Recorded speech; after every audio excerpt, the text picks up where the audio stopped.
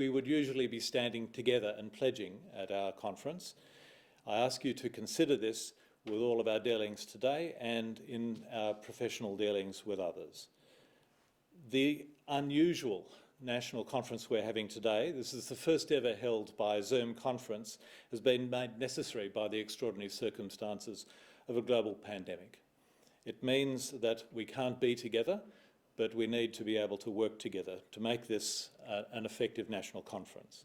If there is any benefit of this pandemic, it's that governments around the world have been mostly listening to their medical advisors. This is an extraordinary time to be in medical leadership and an extraordinary time for the AMA. This format of conference will require your patience. An event that has previously run over 3 days is going to take place over only a few hours. There may be many things that we would like to canvass that we can't, and we aren't going to be able to cover all things. While calling on your patience, however, I also call for your participation. Please open and comment on the chat box on your computers, and be ready to participate in the motion to reform Federal Council. Should time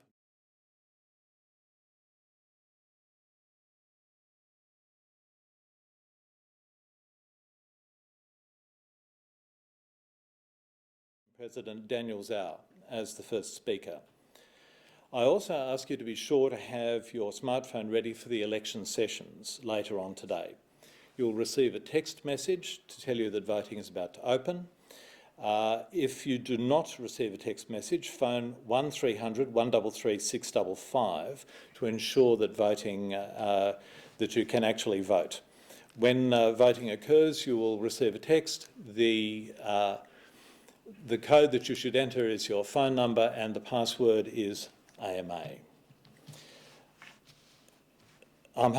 Greg Hunt is now online, I believe, and I'm delighted that the Commonwealth Health Minister is able to join us to help with at least one of the traditions of our national conferences by making time to speak on behalf of the government. Minister Hunt has been extraordinarily busy, of course, with dealing with the global pandemic on a national scale, and I welcome him to address the conference now.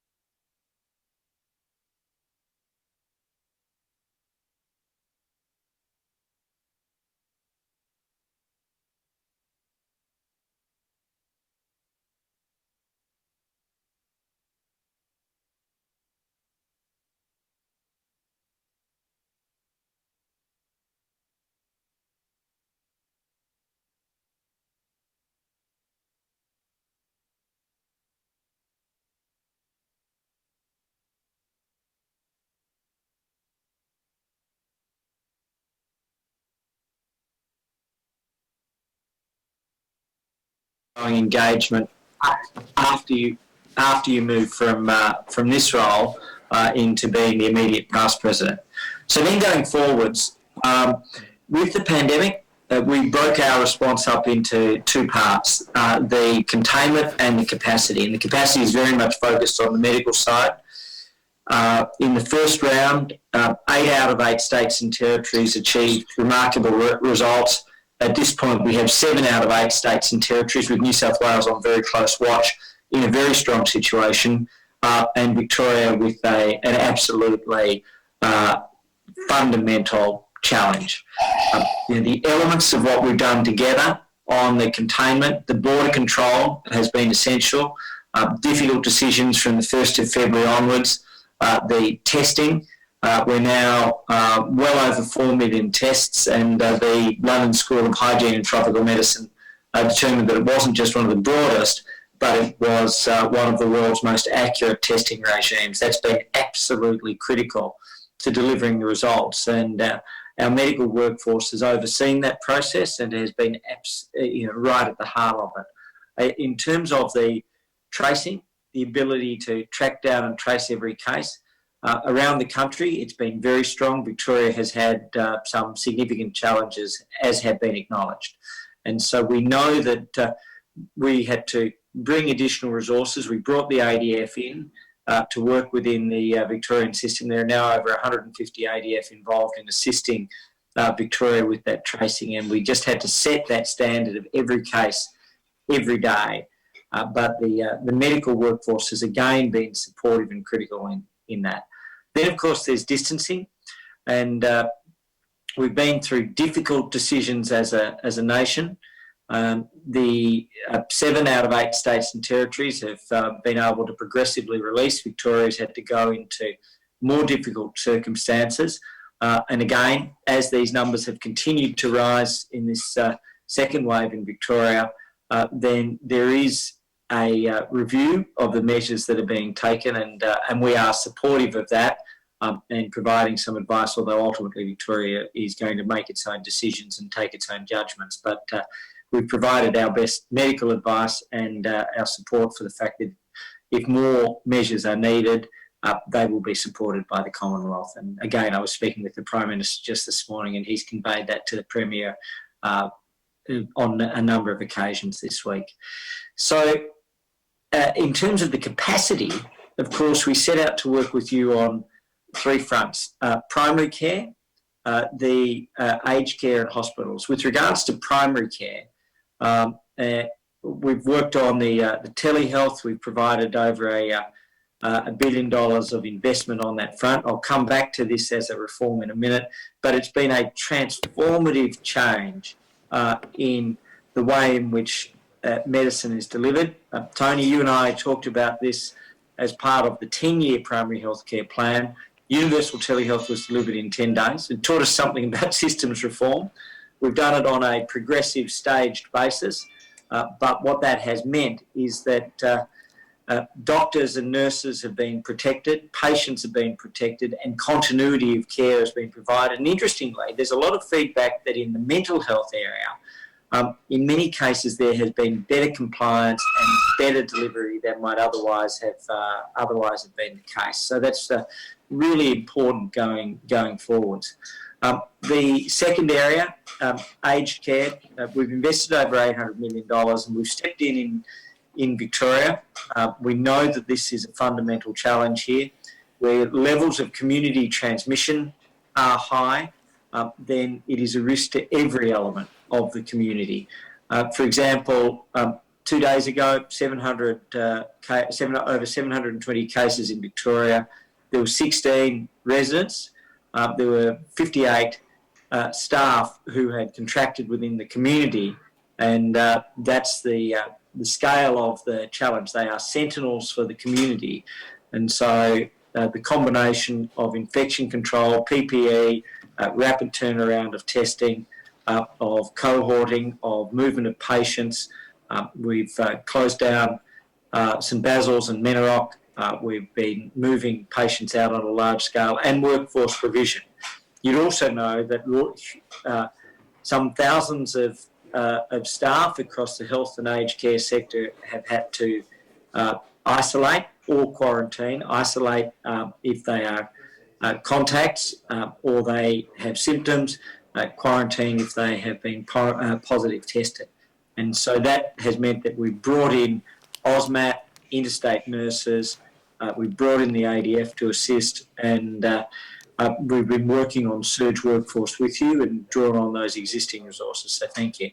And then finally, in the hospital system, we've scaled up with your help, your indispensable help, as well as massive federal acquisitions and purchases, with 7,500 ventilated bed capacity across Australia now. That was up from 2,200.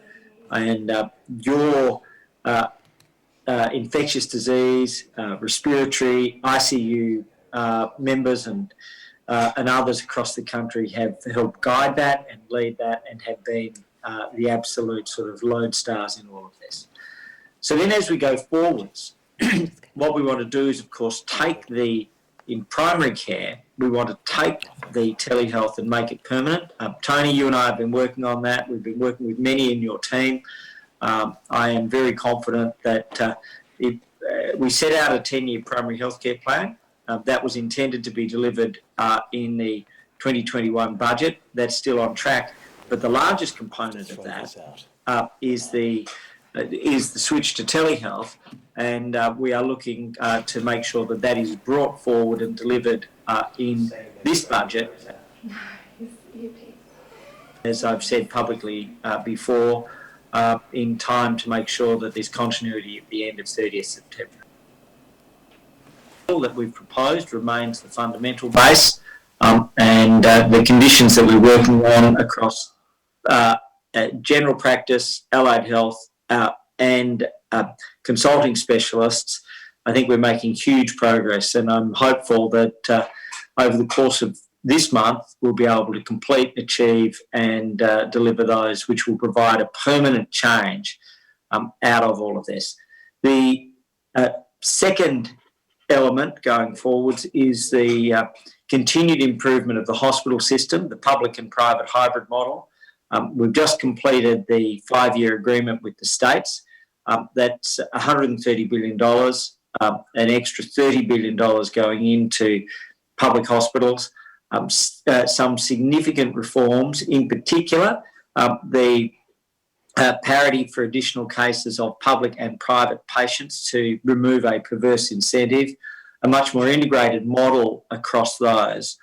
And so those changes, plus a greater focus on hospital in the home as an option where it's appropriate for patients, I think are extremely important. Allied with that is what we want to do with regards to further reforms in private health insurance and private hospitals. We have halved the amount of the annual increases from 6% prior to coming in to under 3% now. But we have more work to do on this front. And that's focused both on cost drivers, but also on the incentives for uptake. And we'll continue to work with the AMA on that element. That combination has served Australia well. We're the second-ranked health system in the world. I think there's a fair case to say after this that we would legitimately lay claim to being right at the top of that tree, thanks to you and your members. And then finally, mental health. One, we've initiated programs on mental health for doctors and nurses and the medical workforce. The stresses are real and fundamental. And then secondly, what we've put in place is a national focus on suicide prevention.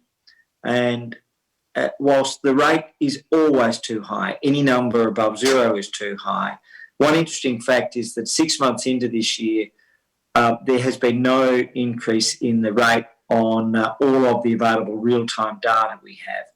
Now, that's not a decrease, and so that's still nowhere near good enough. But many of the projections of a sudden spike or increase have fortunately not followed through, and that in part is to do with your membership, in part it's to do with the resilience of the population, and in part it's to do with the programs that we have put in place through the pandemic, 3 rounds of strategic and urgent investment. But going forwards, it's this notion of a single, unified federal and state system, which we want to deliver off the back of the Productivity Commission work.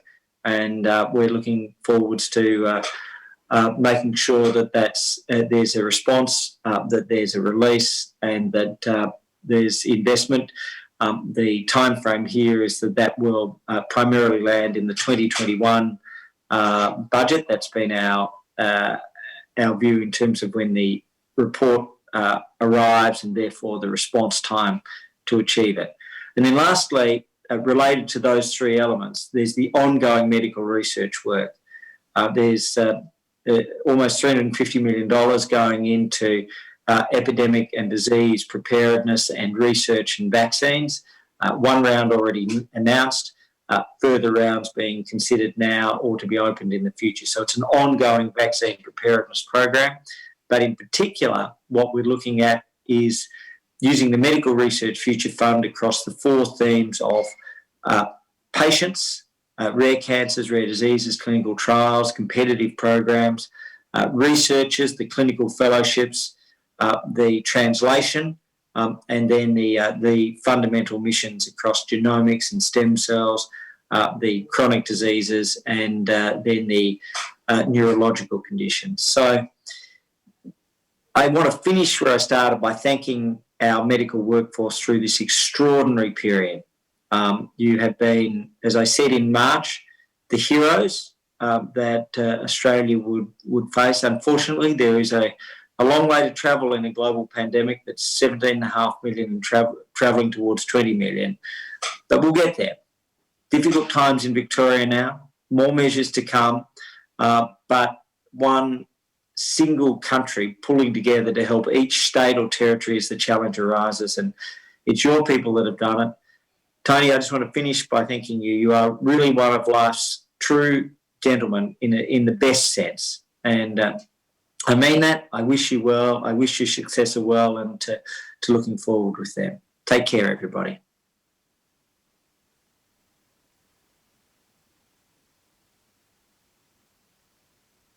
One of the outstanding features of this challenges presented by this pandemic has been the willingness of our political leaders to set politics aside and to work together in the national interest. The Shadow Minister, Chris Bowen, has played an important part in this nation first, politics second approach, and I'm delighted to welcome Chris Bowen to address our national conference. And I'd keep talking for a little bit longer. This has indeed been a very challenging time, and we are all dealing with our difficulties with not only pandemics but with technology. It has been, as an observer here, a source of great amazement to me to see how people have rallied together. The medical profession, our political leaders, our allied health staff as well, all working together to be able to act in the best interests of the people of this country. It's been a challenge for all of us, and it's something that I think people have risen to very, very effectively. As time goes on, these challenges are going to continue, and I think this is one of the situations that's going to challenge our humanity as well as all of our resources. Yes, I can now hear you, Honourable Chris Bowen. Are we going to get video? Just in a moment. Excellent. I'm going to keep talking for just a little bit longer, but these are the delights of our modern era. It's been a challenging time, as I said before, and I think that the challenges are not only going to be to our profession, but to all of us as a community. It's going to test our humanity, I think, amongst other things. It's going to test our ability to be able to work cooperatively with each other and to learn to set our own interests aside. I've noticed our political leaders and our medical leaders speaking repeatedly to the community, urging people to do this, and I very much hope that that message will continue to be relayed in a unified manner from all of us, that we need to work together to make our way past this tremendous challenge. And we now have video for Chris Bowen. Excellent. So I'd like to welcome the Honourable Chris Bowen to address National Conference. Well, thank you very much, Andrew, for the invitation, and as you said, in very unusual circumstances.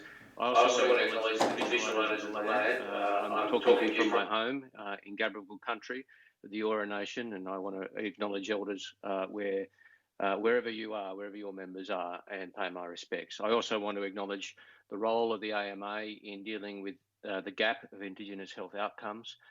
We've had a stark reminder of how much further we have to go this week just passed, and of course we support the government's changes and emphasis on things like birth weight and suicide rates and other matters, suicide reduction.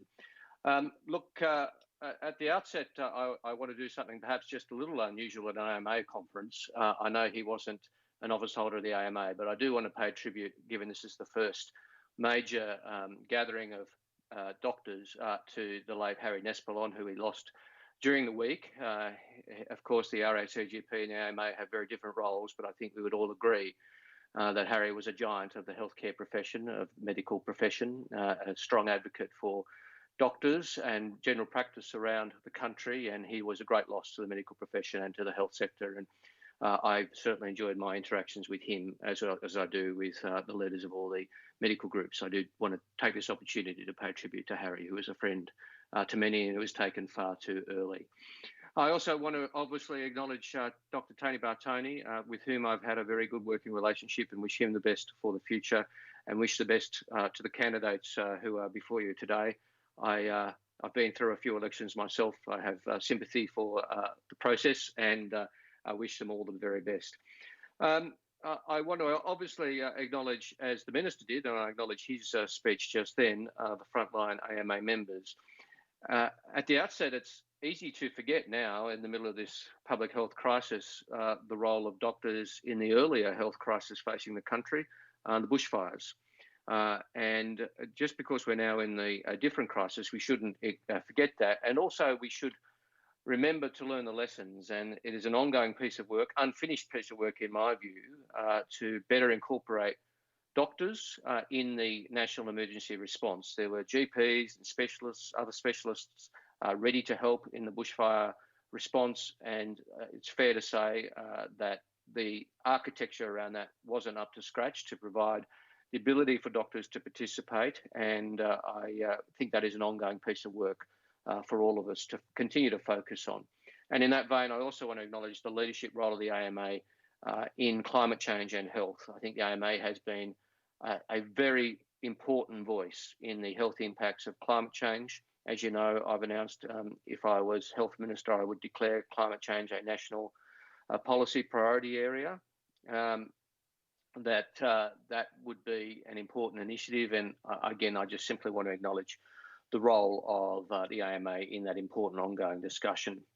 Andrew, thank you for your remarks about the opposition's role during COVID-19. We have taken the view that this is a country-first moment, that we need to provide constructive support to the government and to support the role of the AHPPC and the best medical advice. And that is the role that we have taken. It does not mean silence. It does not mean a blank check to the government. It means an approach where we provide constructive support where we should, where we make suggestions where we can, and we hold the government to account where we must. And we've done that. We've also made suggestions about preparedness for the next pandemic and what can be learnt from this. We know that the one thing we are certain of, all of us, is that this will not be the last pandemic we face as a country. There will be others, and this may indeed not be the big one. There may be even worse pandemics to come in the not too distant future, which we need to be prepared for and learn the lessons of. So we've made statements, of course, about the state of the stockpile, how in hindsight, of course, 20 million masks was nowhere near enough, and there were no gloves, gowns or goggles in the stockpile. I do that not in a partisan sense, just simply to say we must do better. There's a legitimate discussion about domestic capacity, but there's also a legitimate discussion about the state of the stockpile. We've also said that we agree with a CDC being formed in Australia, which I know reflects the AMA position as well. Now, we know from the United States experience that just the creation of a CDC is not a panacea.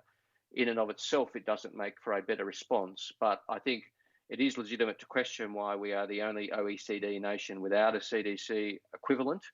And if you think about the role of a CDC in our federation, it could provide unified advice to governments about what is necessary. It could provide some support and rigour for necessary steps on an ongoing basis, and not just in pandemics, but in general tackling the health challenges and opportunities facing us. So there's some statements around things we can do to better prepare that we have put into the public discussion, including, of course, we've also suggested there's scope, we think, for a regional architecture, whether it be APEC or ASEAN Plus, when you consider the exposure of our region to future pandemics, the Southeast Asia, the Indo-Pacific region, some sort of regional architecture which Australia could participate is also something we've suggested. In relation to a few other areas, some related to COVID and some not, as the Minister did, I just do want to touch on a couple of other things. Again, I thank the AMA for its constructive engagement, both with the government and the opposition, around telehealth. Telehealth is not perfect. I have cut the government a considerable degree of slack because they are moving fast to try and implement a system which I think in the normal course of events would have been 4 or 5 years away, the introduction of telehealth. They have moved more quickly to bring it into place. And I think that is reasonable that they have had to make some tweaks along the way. And there is a balance to be struck. Telehealth, I think, will play a very important role in our Medicare and health system going forward. But there is a place for, of course, checks and balances to ensure ongoing relationships with the relevant medical professional, with face-to-face treatments where necessary, and there will be a role to play to tweak that as it continues to be implemented. And I look forward to strong engagement with the AMA as we do so. Perhaps the final point I make is not COVID related, which I will touch on a point of criticism of the government. We are deeply disappointed in the cuts to the ECG rebates. While we respect the MBS review process, it has by and large been a good one. This is an outcome which we think is, I think, as the Alternative Minister, is utterly unacceptable. The government does have the capacity to reject MBS review recommendations, as they did rightly on IVF, and they should on ECGs. This comes into force today, but it is not too late. It can be reversed. It should be reversed, and I'll continue to campaign for it to be reversed. Cardiovascular disease is Australia's biggest killer, as you know better than anyone in the AMA, and making it harder and less likely for people to get ECGs through general practice is, I think, a very backward step. There are other problems with the ECG changes, which I've discussed with the nuclear medicine fraternity and the diagnostic community, but I will continue to argue that the ECG changes are retrograde, and I'd certainly encourage the AMA to continue its strong advocacy on that point.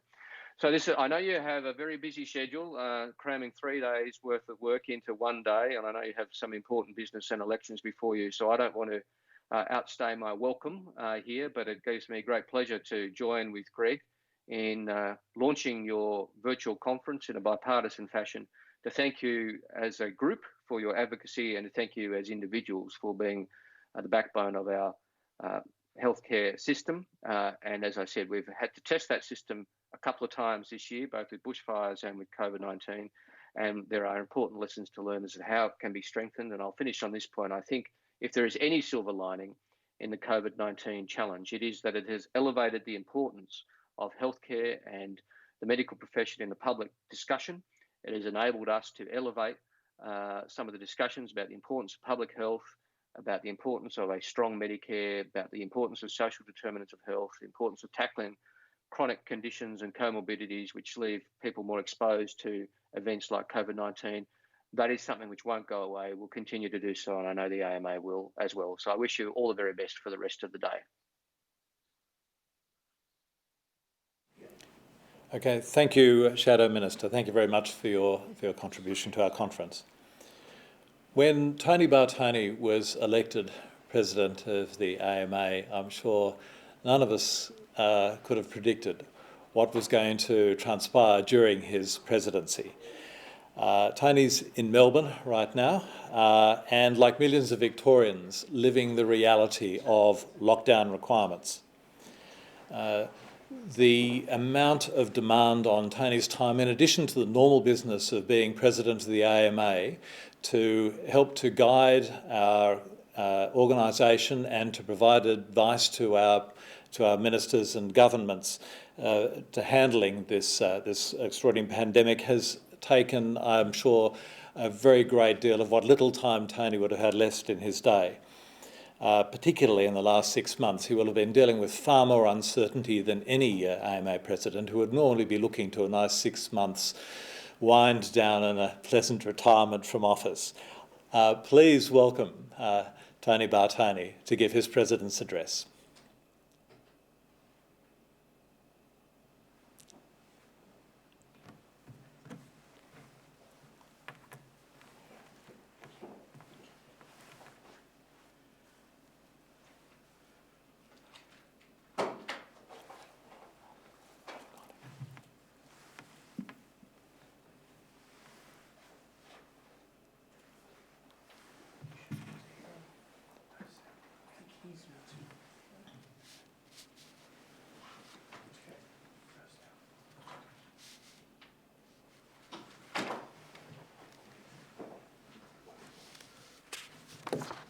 Helped Australia deal with this pandemic is exemplary, and I've thanked them for that, and I thank them for their opening comments in opening our national conference. Just on 10 years ago, here in the Victorian branch headquarters in Parkville, I was welcomed as a newly elected AMA Victoria board member. And so it does not seem too out of place that I'm speaking to you this morning via this from here in Melbourne as Victoria faces its greatest health challenge in 100 years. It is for these reasons that we can't be face to face together. The resulting never-ending round of video consults, telehealth calls, virtual video meetings have seen us brought together in a way that some months ago would have been unimaginable. It is with some sadness and disappointment, I believe, that we have to meet virtually, though. Now more than ever, we have so much to share with each other. Now more than ever, so much more to acknowledge about the magnitude of what our association has managed to achieve at a time of unrivaled health crisis and economic challenge. Given these challenging circumstances, I must confess that the circumstances around proceeding with National Conference at a time when Victoria and indeed the nation is facing such a daunting challenge are probably worthy of future review. Our constitution and democratic processes did not ever contemplate such a challenge, and indeed just a few tram stops down from where I'm sitting now, the Royal Melbourne Hospital and Doherty Institute are on the front lines against this invisible virus. Indeed, also, we are aware this morning that 3 doctors are in intensive care units in Melbourne dealing with the consequences of their infection with COVID-19, and really are a stark reminder of the circumstances that all frontline doctors and indeed all other healthcare workers put themselves to help the community in dealing with this pandemic. Yet, even if we can only meet virtually, National Conference is a time to celebrate bonds, to celebrate our wins, our wonderful, dedicated, committed members, and all that has made us what it is today.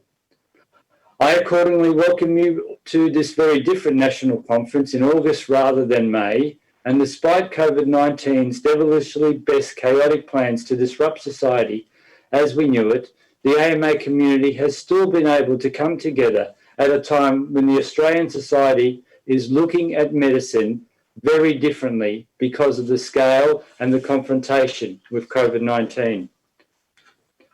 I'd like to return for a moment to National Conference held in Canberra in May 2018.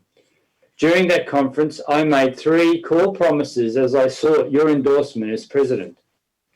First, I argued that the Australian health system needed a strong AMA to drive the nation's health policy agenda. I pledged that under my leadership, the AMA would identify and advocate strongly for the health policy solutions needed. Solutions such as general practice investment, equity of access for all, including disadvantaged, rural and remote and Indigenous populations, a flexible and progressive medical workforce strategy, and supporting the mental health and wellbeing of all our medical colleagues. Second, I argued that a strong AMA is required strong state and territory AMAs. The AMA needed a president who would bring states, territories and federal AMA together, collaborating to increase the efficiencies and reduce duplication across the federation. Third and finally, I argued that the AMA needed a leader that was flexible and able to deal with an uncertain political climate and work to transition a new CEO that was about to commence. I obviously didn't contemplate a pandemic and natural disasters. Those commitments of 2018 seem a long time ago now, yet in another sense they seem like only yesterday. It's been an extraordinary 26 months and an extraordinary time to be an AMA federal president.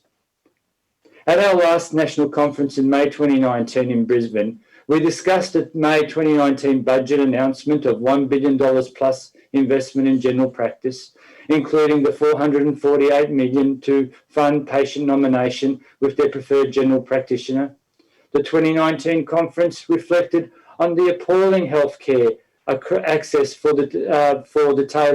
detailed for asylum seekers, a dysfunctional federal parliament, and the use of the AMA voice in that May federal election. An influence further ensuring that our voice remained heard and its subsequent impact. The 2019 year business as usual activity saw the AMA advocacy on public hospitals, private health insurance, the MBS review, out-of-pocket medical fees, and medical workforce planning continue. The AMA was making traction in each of these areas.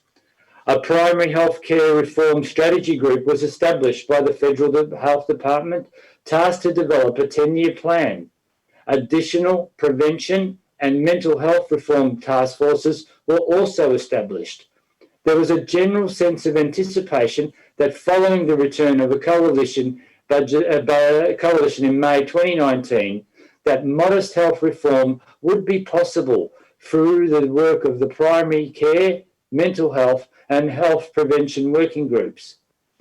Government working groups on private health insurance and out-of-pockets promised to be arduous ordeals, dealing with significant proposed changes to interfere with patient choice and outcomes. We opened a new dialogue about the urgency of aged care reform through the AMA's Care Can't Wait campaign, seeking action on aged care quality and funding improvements in advance of the Royal Commission's reporting. This campaign was beginning to impact. But then Australia stopped. Not because of COVID-19, that was yet to come. Fires captured our energies as parts of the eastern and southern states burnt relentlessly through the horrendous summer of 2019 and 2020. Thoughts of a strategic, well-planned, coordinated sprint to the end of my term as president were dispelled early in January. You'll recall the nation's capital, together with Sydney and Melbourne, suffered smoke and air quality risk for several weeks, with some of the world's worst air quality levels being recorded. The impacts of bushfire traumatised countless communities. The loss of lives, livelihoods, and housing is still being felt. It will be felt for years. GPs were overlooked in the emergency response planning and response. It did not stop some past AMA stalwarts, however, stepping up in response to the fire devastation. It isn't surprising, as GPs know their patients, GPs know their communities, GPs are the trusted professionals in these communities. State, territory and federal AMAs rolled up their collective sleeves in support of members impacted by bushfires and the doctors' patients who are impacted by the fire damage and smoke. I was invited to join the Prime Minister's Bushfire Response Task Force meeting in the Parliamentary Cabinet Room in Parliament House, allowing me to take the case directly to the PM and his ministerial colleagues about why GPs and other medical specialists had key roles to play in the bushfire response. Media requests escalated incredibly over several weeks on the back of poor air quality. It was poor air quality that brought the impacts of the fires into daily city life. It was, in part, the AMA, particularly with the help of respiratory physician, our own Vice President, Dr. Chris Sapala, that provided a public health voice in the media on how citizens could live through smoke-filled days. As summer turned to autumn, I thought surely the opportunity to catch our breath was not too far away. How wrong I was. As we came out of bushfires, Canberra was hit by hailstorms. A dozen of our AMA staff in Canberra saw their vehicles written off or their houses damaged by a storm that swept the capital. Some of us believe bad things come in threes, and as if on cue, then came COVID-19. The AMA exists for its members. COVID-19 demonstrated this exquisitely. Many AMA members have been adversely impacted by COVID-19. The impacts have seen suspension of usual medical services, personal protective equipment shortages, and elective surgery changes. For our members' patients, it has meant interruption to usual care, widespread anxiety, and isolation away from the work, friends, and their loved ones. COVID-19 has turned out to be a pandemic on a scale our nation, indeed no nation, could have planned for. It has thankfully been a pandemic that our nation so far, for the most part, has withstood. Unfortunately, however, my home state is at a very critical stage, and indeed,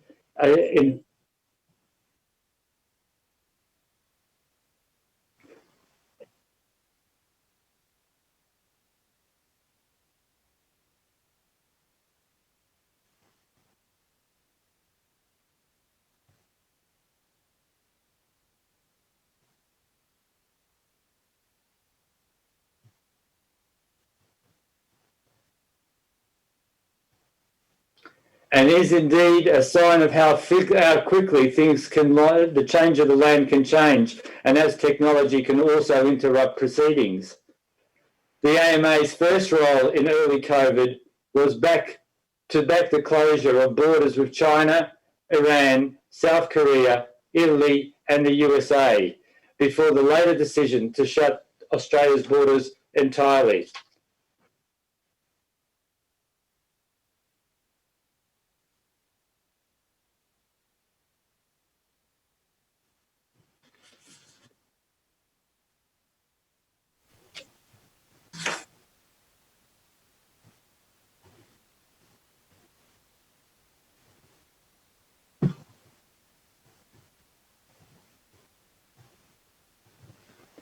I'm sorry, I will keep persevering.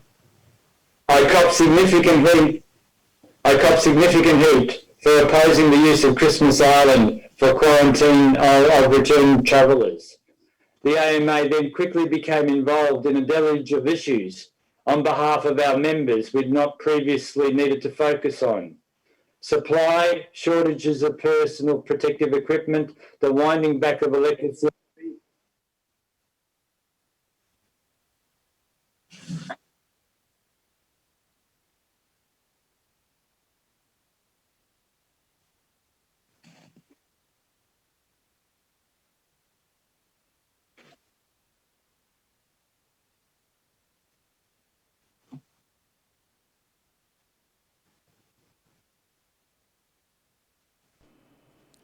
Okay, thank you, Tony. Sorry to talk over you. We'll just try and work out what's actually going on here. This is the most unusual glitch. Are we ready to go back to Tony? Are we ready to go back to Tony? Yes. Okay, Tony, I'll hand back to you, and hopefully you won't get your echo.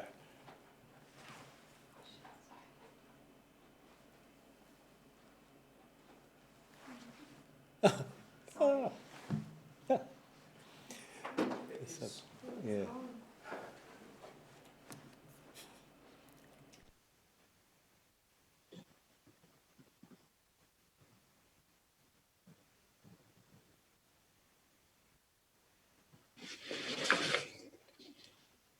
I'll keep persevering. I copped significant heat for opposing the use of Christmas Island for quarantining of returning travellers. The AMA then quickly became involved in a deluge of issues on behalf of our members we'd not previously needed to focus on. Supply shortages of personal protective equipment, the winding back of elective surgery, the rapid uptake of MBS-funded telehealth, physical distancing, business shuts down, COVID Safe app, and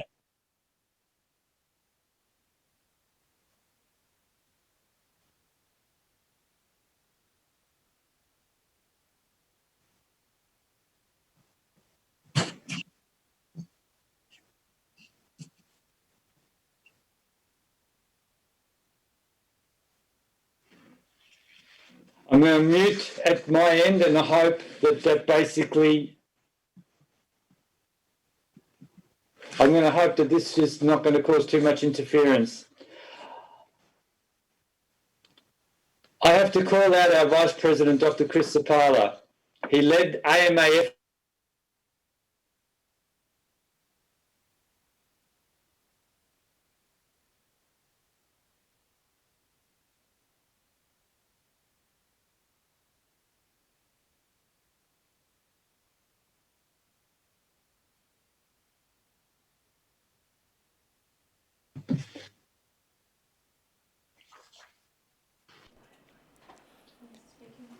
Okay. I'm sorry, Tony. This is it's a problem associated with bandwidth that's coming out of Melbourne, which means that we're getting buffering with the different platforms we're using, and it's resulting in you being repeated. Are we just going to have to proceed? Yeah. Look, I'm sorry, Tony. We'll just have to proceed, and you'll need to wing it. I apologise.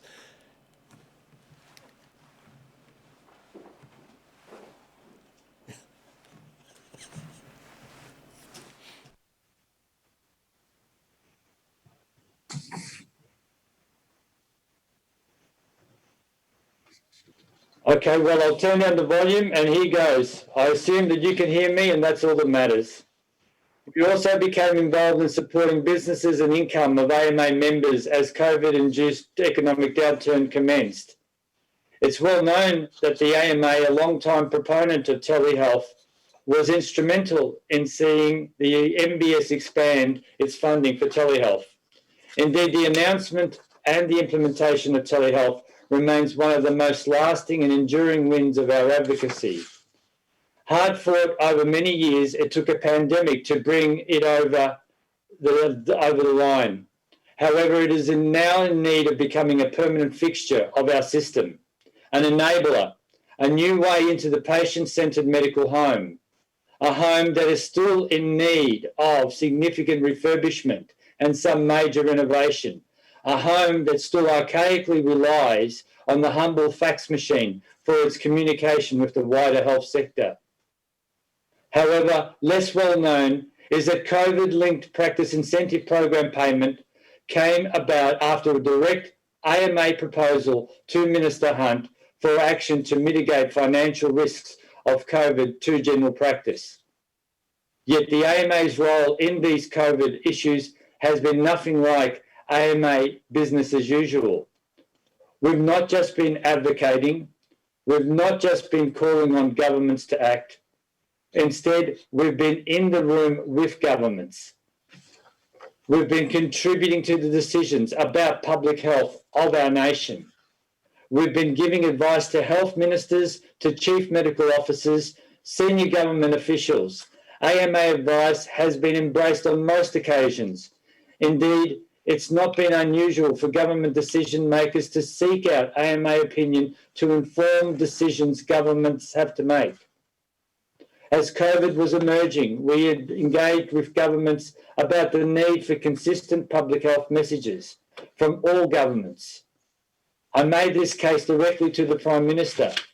The Health Minister has indicated that the AMA's call for consistency was instrumental in the National Cabinet coming to be. We also, more than ever, have been giving public health advice to the nation. Alongside Chief Medical Officers, the AMA's voice through media has supported the community in responding to the virus. Our public health voice is a key way in which we've fulfilled our duty as doctors to patient wellbeing, a role that was significantly appreciated by government and all other stakeholders. It is salutary to reflect on the extent and depth of that AMA voice, that trusted brand that reached deep into the community and the wider media landscape over past months. It's certainly no accident that the AMA is regularly on morning breakfast television, a trusted voice, a soothing voice, a calm voice in the middle of a crisis, including 4 out of the last 5 days alone. COVID-19 will be with us for some time yet.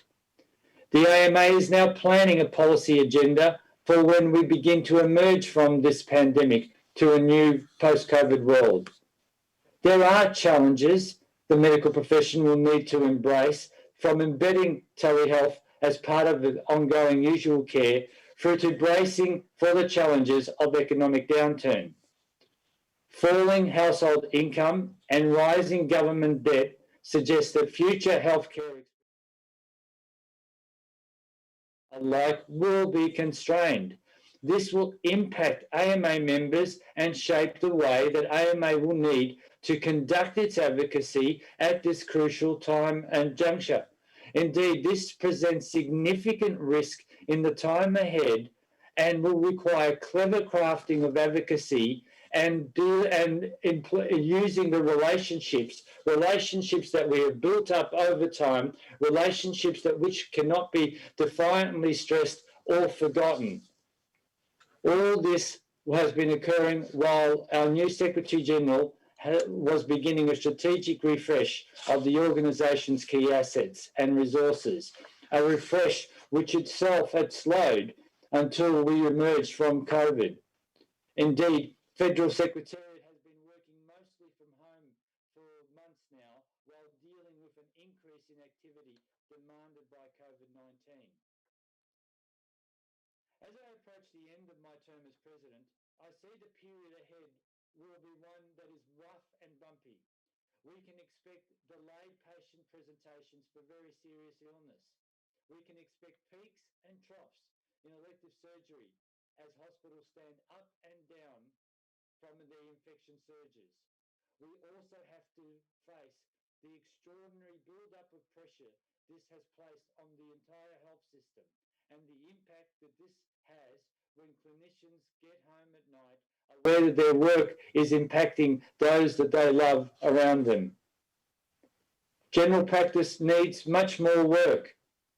GPs are efficient and low cost compared to other parts of the health system. GPs know their communities and their patients. GPs have a role to play, a better role on collaboration, integration, communication, and clinical pathways with the acute sector. However, to achieve meaningful change in either general practice or any other specialties, we must tackle the lack of maturity in digital practice medical capabilities. We are at present in a digital halfway.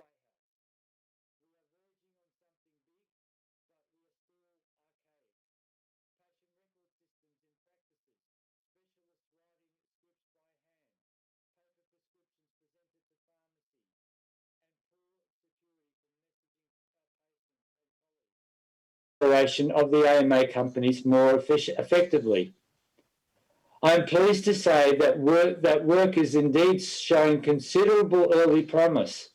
The new AMA leadership have the opportunity to keep working on renovating the AMA to ensure its meets members' changing needs in the future, aware that the federal AMA has undergone change with a new strategic plan, a plan to more efficiently manage its resources, to work more with and through states and territory AMAs. but also focusing its resources around policy, research and campaigns. This policy, research and campaign focus will be ever needed in the time ahead, as COVID-19 will require AMA to rethink its policy priorities. 26 months ago, I made a commitment to a stronger AMA to champion Australian health solutions to cement its leadership of our profession. I committed to drive the political health agenda, informed by a call that began watching my family GP caring for my dad when I was a child. I declared that I was ready to take on that challenge of leading our AMA at that critical time, to drive the changes needed within our organisation and to become more representative of both our membership and the entire profession in general, but also sending a powerful message with the election of a GP president. I am proud to have been part of delivering more than $1 billion into general practice. I am proud about having prevented the turning off of the electronic patient health record. I am proud about staking out the AMA's territory and care. I am proud about standing up for asylum seekers. While not expecting to become an air quality expert, I'm proud that we helped a nation through last summer's bushfires. And while similarly not being a pandemic expert, I am proud of growing the AMA's government and public influence as a voice of expert reason through COVID-19. I trust and hope you feel that I have not let you down in placing your faith in me. It's been a true privilege and an honour to be AMA Federal President. Early in my first press conference after election, I was asked if AMA did indeed have a problem with women. The Equal Opportunity and Diversity Committee, under the chair of Dr. Helen McArdle, has assisted me to drive the inspiration and change and policy that we've needed to ensure that these aspirations do come into being. Thank you, Helen, and thank you to all your members of the Equity Inclusive Diversity Committee, EIDC for short. Early this year, Federal Council also agreed to admit to the AMA the role of fellows Dr. Stuart Day, Dr. Antonio Didio, Dr. King Sing Lim, Dr. Helen McArdle, Professor Nick Tully, Dr. Anne Wilson, and Dr. Donald Fred Rose into that role of fellows. Usually, each role of admittees would be invited onto the national conference stage to receive their reward. That also is not possible this year. I commend each of my colleagues for their contribution to medicine, to the AMA, to the contributions they have made to the health of their patients they serve. They are indeed true advocates for our profession and our patients. Keep an eye out later today as photos of our new roll of fellows will scroll across your screen. In concluding, there are some important acknowledgements. Thank you to our marvellous Secretariat. Your dedication and professionalism are envied throughout the nation's capital. It's been a tough 4 years dealing with the elements in Canberra, and we look forward to your continuing work to help us in our quest.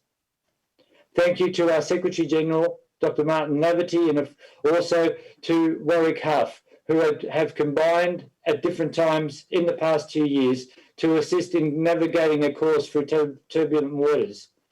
Martin, the Association now looks to you to lead our fantastic Secretariat. Thank you to our Federal Council, who have crafted the policies and positions that gave me a platform to advocate for all our doctors and all our patients. To my Vice President, Dr. Chris Sapala, you have been a tower of strength and counsel for me. Your motivation, support, reassuring even in the most difficult of times. I will never forget our time together in our respective roles. Thank you, my friend. To my partner and soulmate, Georgie, thank you, my dearest.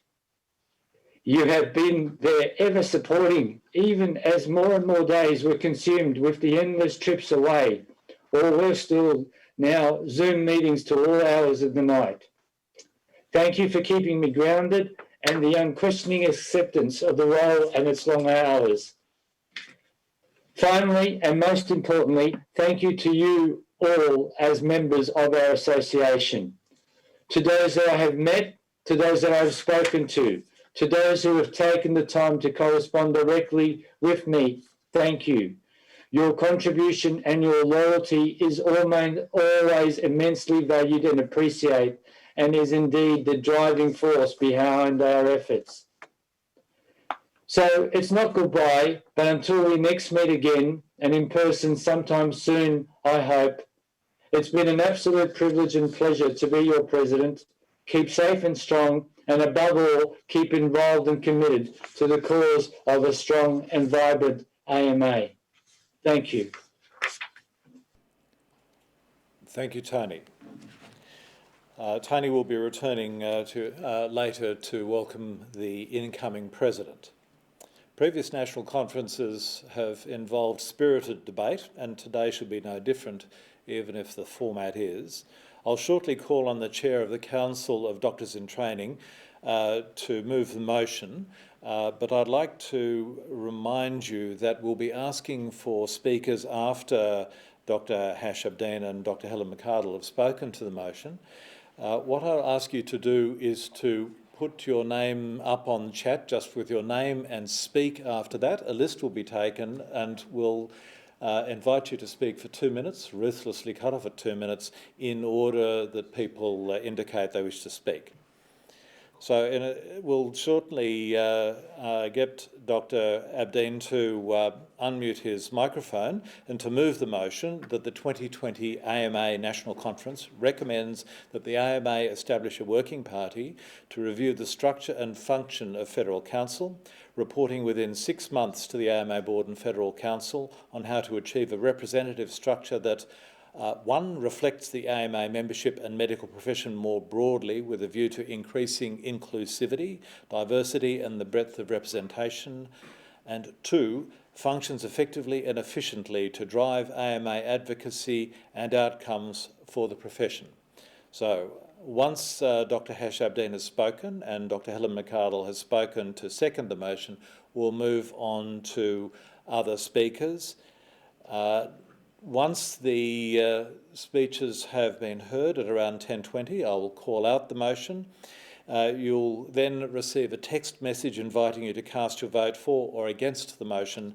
And if you don't receive a message, once again, the telephone number is 1300 133 655.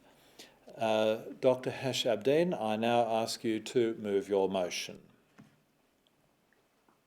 Thank you, Mr. Chairman, and thank you again to you, Tony. Good morning, distinguished delegates of the AMA National Conference of 2020. My name is Hash, and I am the current AMA Council of Doctors in Training Chair.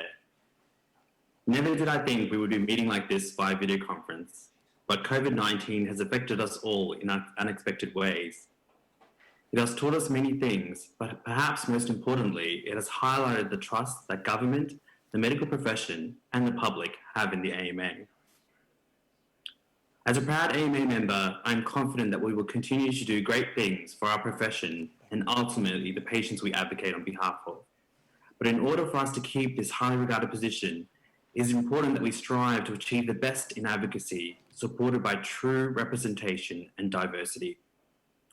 It is for this reason that the AMA Council of Doctors in Training, alongside other practice groups and committees within the AMA, have put this motion up for debate at today's national conference. As the peak representative and advocacy body for the AMA, the Federal Council is uniquely able to guide the great influence and power of the AMA. In order to achieve this, Federal Council, and by extension the AMA, must remain responsive and adaptive to external and internal influences to ensure that we can respond to any world-changing event. While some may have questioned the relevance of the AMA within the medical profession in recent times, COVID has somewhat solidified our role. But I believe we can do better.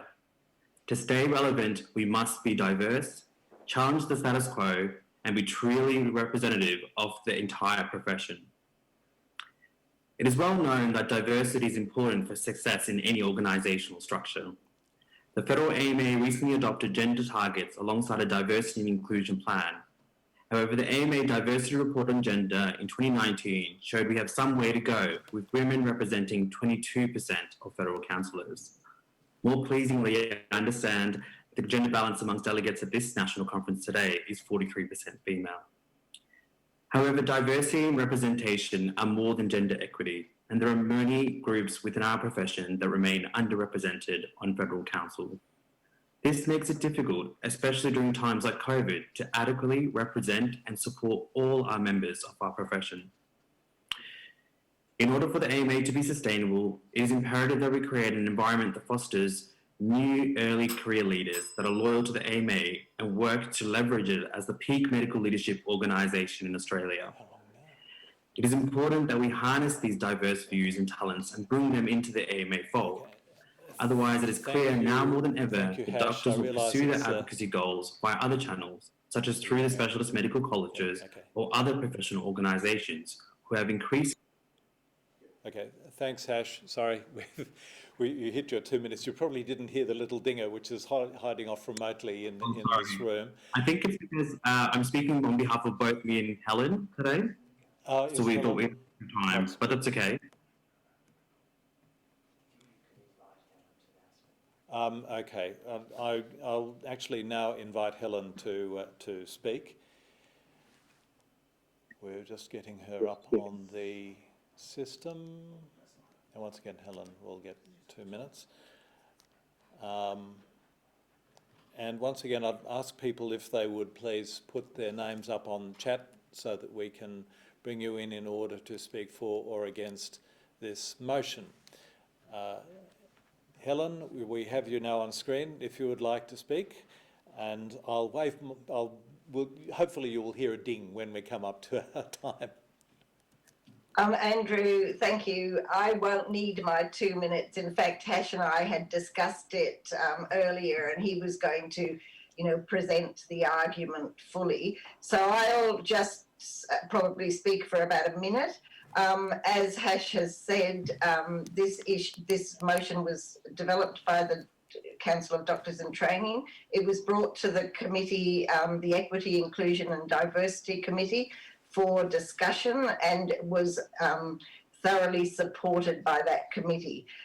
And I'd like to second the motion, and with the aim of developing a subcommittee that can then look in depth at how best to change the structure of Federal Council to improve inclusion, diversity and the breadth of representation. So that's all I need to say. So I'm seconding the motion. I don't know if Hash has wants to add to my 2 minutes just to finish off his speech. Thank you. Thanks, Helen. I might just say my last paragraph, if that's okay, Mr. Chairman. Thank you. As a special dispensation, yes, your last paragraph, Hash. Thank you. In 2020, it is time for the AMA to make sure that the structure of AMA Federal Council is reflective of its membership and the broader medical profession. This is critical to ensure that Federal Council functions effectively and efficiently to shape AMA advocacy and outcomes into the future. Distinguished delegates, Helen McArdle, Chair of the AMA Equity, Inclusion and Diversity Committee, and Tasmania's first female AMA President. And please speak. Thank you, Chairman. Thank you, delegates. Thank you, colleagues, for putting up the motion. I think it's a very reasonable expectation that an organisation like ours that has changed dramatically year by year, decade by decade, but let's face it, the last 3 months has changed remarkably, has to look at our processes so that we can be responsive, that we can make sure that people get a fair hearing, and that we can actually be more representative and bring more people into the tent. The way in which practice has changed, the way in which employment has changed in the out-of-hospital space and in the in-hospital space, and the way in which we run our lives and our careers has to be reflected in the way in which we do our business. I'm reminded of a time when we were providing payments to federal councillors to actually have childcare when they're attending federal council. I was the only federal councillor as a male when my childcare was incurred upon by federal duties. So that's an example that why we have to do this. The federal council itself has worked and worked well, but it needs to work better. And I wholly support this motion with one additional comment. Diversity doesn't stop at gender. Thank you.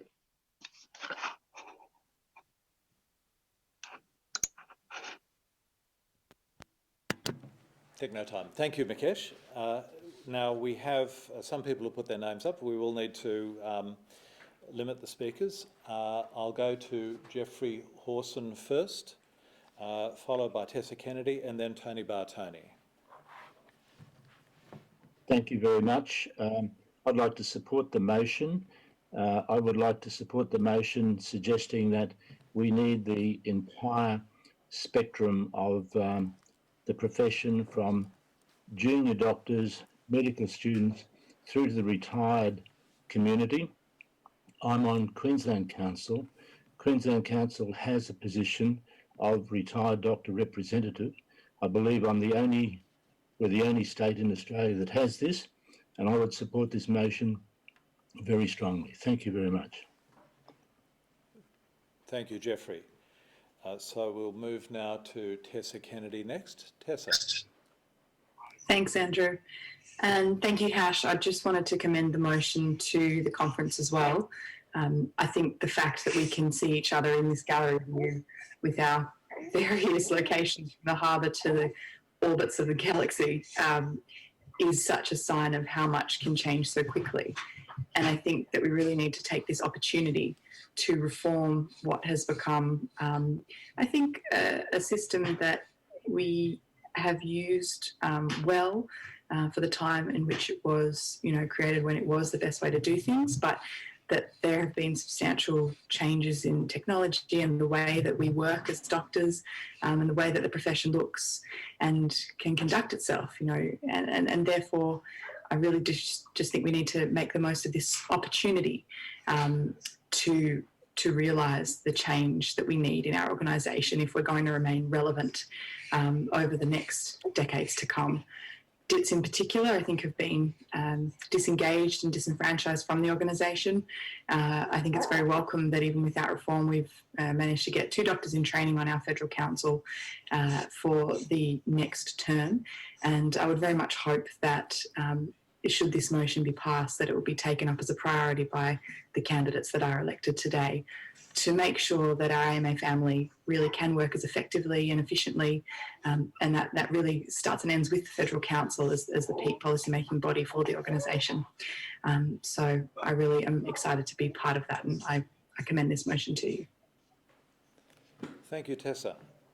And our last speaker to the motion will be Tony Bartoni.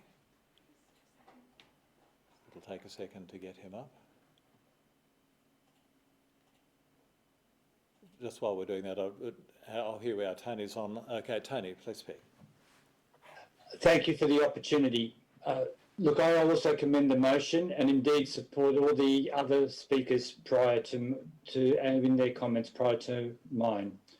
However, one of the the issues that need to be remembered is after 8 years on Federal Council, I can reflect that the enormous amount of work that is coming to Federal Council time and time again is increasing exponentially. Indeed, if I reflect now in terms of 2 big challenges, obviously COVID-19 and the MBS review has highlighted some of the strains and the stresses placed on our Federal Council, and we need to try and make sure that we are truly representative and reflective of the entire profession, and indeed have the bandwidth and the capacity to reach out to, on behalf of all our members, into the various sectors and workplaces and consulting rooms that they work in. So I too commend the motion and hope that it is successful. Thank you very much, Tony. So I'll call the debate to a conclusion now and move that the motion be put and invite votes to be cast by smartphones. You'll get a text with a link. The key is your phone number. The password is AMA in lowercase. So the motion is that the 2020 AMA National Conference recommends that the AMA establish a working party to review the structure and function of Federal Council, reporting within 6 months to the AMA Board and Federal Council on how to achieve a representative structure that, 1, reflects the AMA membership and medical profession more broadly with a view to increasing inclusivity, diversity and the breadth of representation, and 2, functions effectively and efficiently to drive AMA advocacy and outcomes for the profession. So you should now receive a text. The vote will be declared after the lunch break.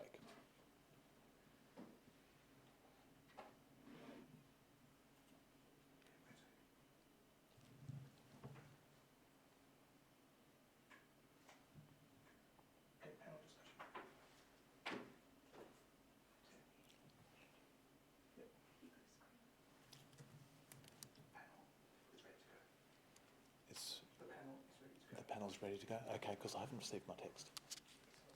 Okay, good.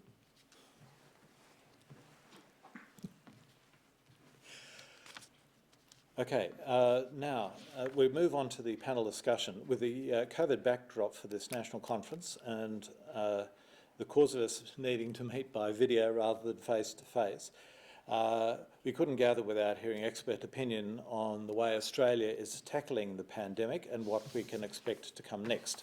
We have 2 panellists to speak.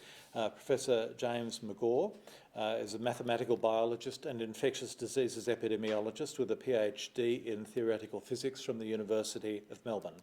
He holds a split appointment between the Department of Mathematics and Statistics, Mathematical and Computational Biology, and Modelling and Simulation Unit, Centre for Epidemiology and Biostatistics at the Melbourne School of Population and Global Health. His interests span from modelling host pathogen drug dynamics with a focus on influenza and malaria to developing public health control strategies for emerging and re-emerging infectious diseases. Our second panellist is Professor Mary Louise McLaws, a member of the World Health Organization Health Emergencies Program Experts Advisory Panel for Infection Prevention and Control Preparedness, Readiness and Response to COVID-19. Mary Louise is well known to many on today's call. They have both joined on us online, and we might well expect to hear a spirited discussion of what confronts our country and what we might expect to come next. I will call James to speak first. Hi, thank you all for the opportunity to speak, and I hope I'm clear, my voice is clear.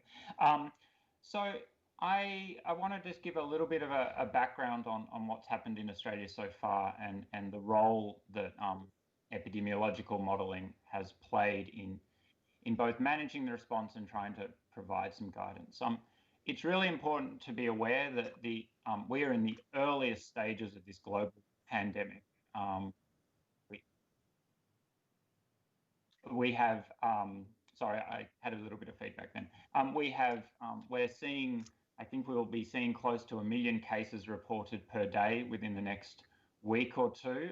Of course, it's going to get harder and harder to interpret those numbers as health systems around the world become more and more strained, and we will have more and more cases not being identified, and that will make the data harder and harder to interpret. But nonetheless, with a reproduction number of around 2 or slightly more, this virus will, in the absence of a vaccine, circulate until somewhere between 60 and 80% of the world's population have been infected.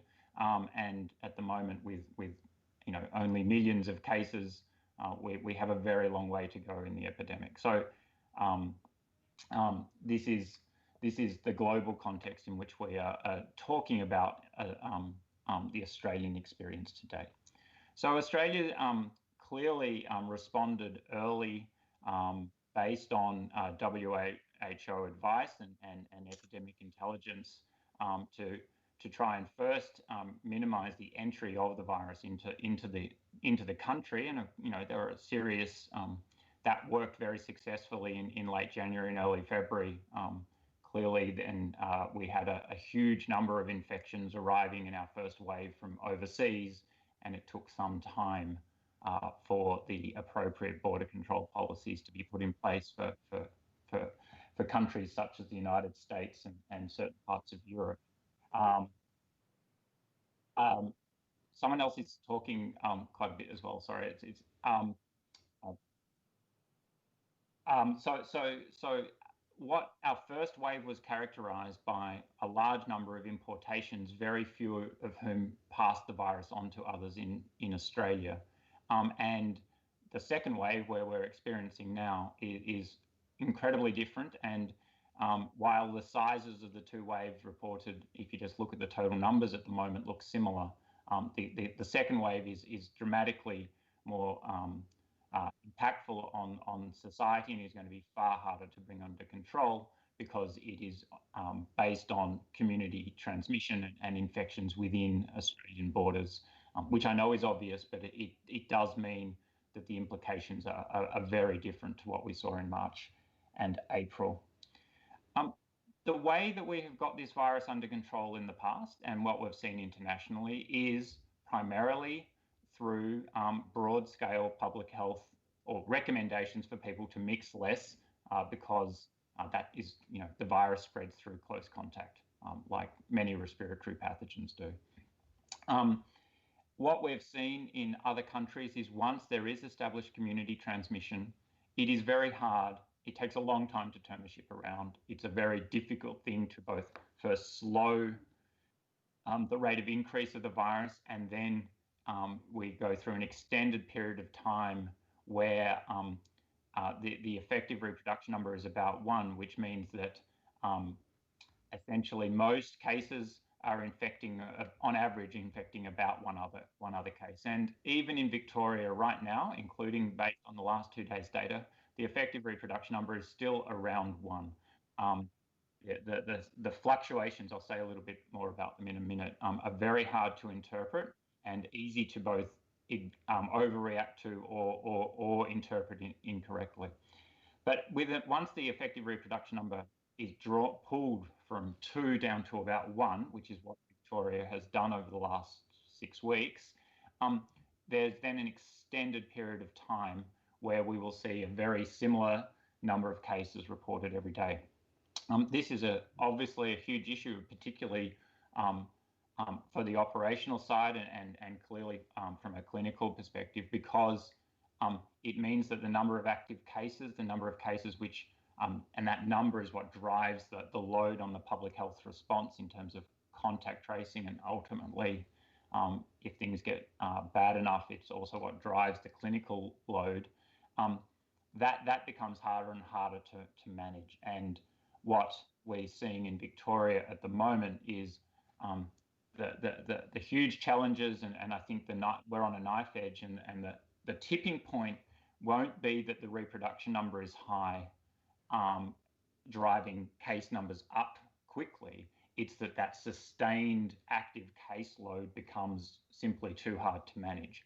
So those two things, there's these two key drivers as far as, in my view, about where the pressure points are. One is the total volume of current active cases, which is high at the moment, and that's high even with an R effective of 1. So that number will just continue to be at a very high level. The other value is that R effective, and if it gets any higher, we would then see a dramatic escalation in new cases, and that would push the system over. But to regain control from here, we need to get that effective reproduction number down to as low as a half, so that over each period of how long it takes for one person to infect the next, which is between 1 and 2 weeks, if we can get the effective reproduction number down to a half, then we would expect to see half the new number of cases reported over each of those intervening periods. So at the moment, we have some small number of thousand cases a week reported in Victoria, and we would then see, half that many in a week or two time, and then half that again and half that again. That's what we need to do to achieve, to get the system back under control. It's not clear that we can with our policy settings right now. The policy settings in Victoria over the last 6 weeks have successfully averted tens, probably thousands to tens of thousands of infections, and so deaths. So a fraction of those are averted deaths, but it hasn't been enough to bring this fully under control. I just wanted to say one or two more things. We've pursued a suppression strategy in Australia, and that strategy was always, the hope was with that strategy that we would achieve elimination of the virus. That was what the AHPPC's hope was in March when it set down that path. And we did achieve elimination of the virus in all states and territories bar Victoria, I believe. The issue with elimination is that we all understand as clinicians and public health professionals that it's elimination of the virus. The word, I think, is perceived in the community as elimination of threat, which it is anything but. And we've seen with tragic consequences that a single point of failure in the hotel quarantine system in Victoria has reintroduced the virus and then it spread. We were lucky in Victoria that, in a sense, that it occurred in Victoria because Victorians were mixing less and more compliant with public health measures and recommendations than anywhere else in Australia at the time in mid to late June. And so I have grave concerns for New South Wales and perhaps even Queensland now, because members of those communities are mixing a lot more. Social distancing compliance is very low in those communities. Hopefully it will change. It has changed a little bit in New South Wales over the last week or two, but not enough. So the potential for the virus to spread elsewhere in Australia is higher than in Victoria, but of course Victoria has the case. Where in the future do I think we're going? I do believe we'll get this under control in Victoria because the reproduction number has come from 2 down to 1, and I believe with enhanced measures as announced recently by the government. I wish they'd been a bit earlier, frankly, but they're there now. I hope we'll get that reproduction number down lower. There are concerns about the communities in which the virus is spreading, and it may be harder to reduce it there. But what we do have is, as I opened with, we're at the earliest stages of the global pandemic, and we're going to have there's a real long picture view that we need here. Even if we can achieve elimination, it will be of the virus, not the threat, for a long time to come. If and when we get a vaccine, that could be the definitive change. And I'll leave it there. I probably went too long anyway, so thank you.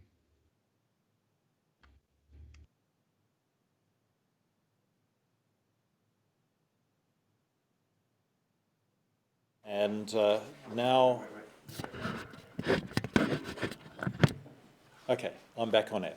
Thank you very much, James, for your contribution. And now I call on Professor Mary Louise McLaws to speak. Following that, we hope to have some time for questions, so people will need to put those through into the chat box if they wish to ask a question. Mary Louise.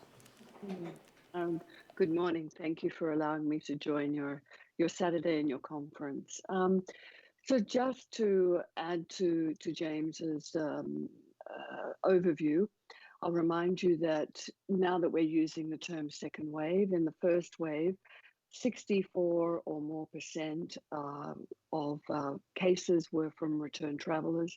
We had 6,619, and New South Wales was on the top of the leaderboard at 2,963, while Victoria was at 1,329. Sadly, that has flipped. Then we had a period of quite a pleasant, as you can, in an epidemic, low cases. There are, between the two waves, about 939. And then Victoria sadly flipped and has topped the leaderboard at, I think it's about 7,132. So all up for the second wave, we're now higher at about 1,000 cases. So just to put that into perspective, how are we doing? We have about 27 cases per hour over the last 24 hours.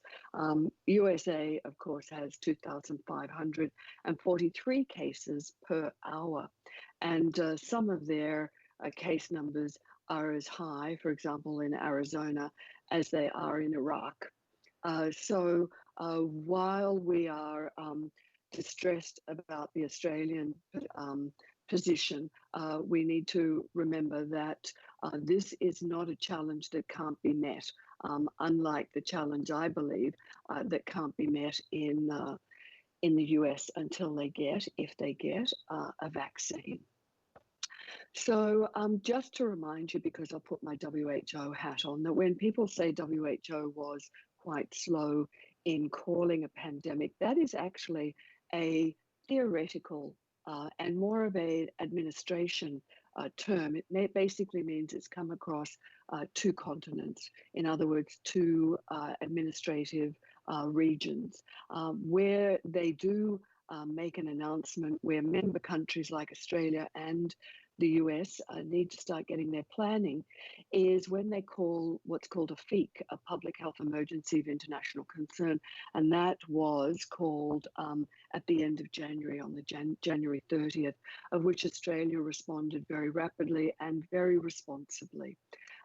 They are legally obliged to start responding. So the fact that America has not responded very well goes against their membership. Sadly, the only thing you can do is use peer pressure, because there's no court of appeal for their membership. So let's get back to Australia. How are we tackling it? So I've given it red, amber, and green. So let's do the green of how well we've done. Now, just to remind you, I have had experience in SARS in 2003, and I have mentored somebody through 3 Ebola missions. But this pandemic has never had, most Australians on the Australian Health Protection Principal Committee that provides advice to the government have never had a very large, most of them I believe, James may correct me on this. So with that in mind, you have to appreciate the enormous learning curve and all of the things that Australia has done really well. So we need to congratulate ourselves. I will put in some criticism, but that's for learning, because I don't think that over criticism really helps anybody. Even the best outbreak manager makes mistakes, and it's okay to make a mistake. It's how fast you learn from that mistake. And this is where I'll talk about in the red zone. So in the green zone, calling the pandemic, the Prime Minister decided to call it a pandemic, but quite frankly, he and the Australian government had the responsibility on the 30th of January to start behaving and planning accordingly to his legal requirements. So the fact he called it early was really, I think, a wake-up call for Australia. But in the meantime, he and the team, his team, would have already been planning. So great. That probably helped Australians realise that they were going to be in for a rocky road. There was national cabinet, both of federal and state cooperation, which compared to what's happening in America at 2,500 cases per hour, every hour, we are in a very good position, and we need to keep this. Politicizing this disease helps nobody, and it certainly doesn't help you, the clinician, to fight this, either at the GP level or at the tertiary level. So that's a good thing, that mostly our politicians are behaving as a cohesive group. I do hear, as a non-Victorian, some politicizing of the handling, and it concerns me, because this actually adds to the anti-maskers, where they then become politicize any message that is coming from the government. So we need to put a halt to that in any way that we can. Of course, we still have the Australian Health Protection Committee, that provides expertise. Now, as a WHO advisor, in our committees, we make guidelines and we put out those guidelines. Sometimes I believe the Australian Health Protection Principal Committee are a bit slow to accept the evidence. And that evidence is not just based on a handful of people. We have over 70 countries. We have experts from around the world.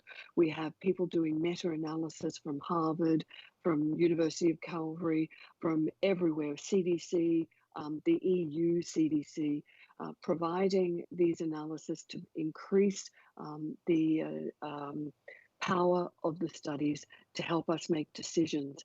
So you can't expect a country like Australia to be able to continue to examine the literature and keep up to date and make changes. But this is what WHO does, but it does it slowly because it's a very, very big job, just keeping up with the change in knowledge.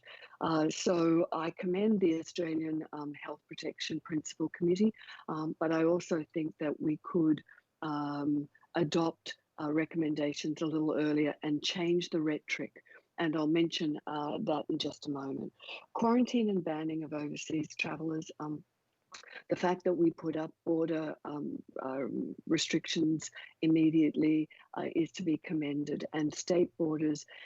The other thing that I noticed during SARS 2003 were the excellent government updates every night. And this is what our government has been doing. And it's beholden to a democracy to do this. The more information you give the public, the better that they can cooperate and trust. And I think that the Australian government's done that very well. The downside is that each state and territory has a different way of presenting the data and in different pages. So actually trying to find the data can be very difficult. But the data are there. They're not there in a deep sense to do deep dive, but they are there. I think we could provide the Australians with geospatial mapping, a bit like what we have for bushfires, so that they can see where things are changing and update them all the time. The amber, it was a slow mandatory quarantine of overseas travellers. I think, was very reflective of how the Australian government obviously trusted people to do the right thing, but there's always going to be a proportion of people who believe that they can identify whether they have to comply.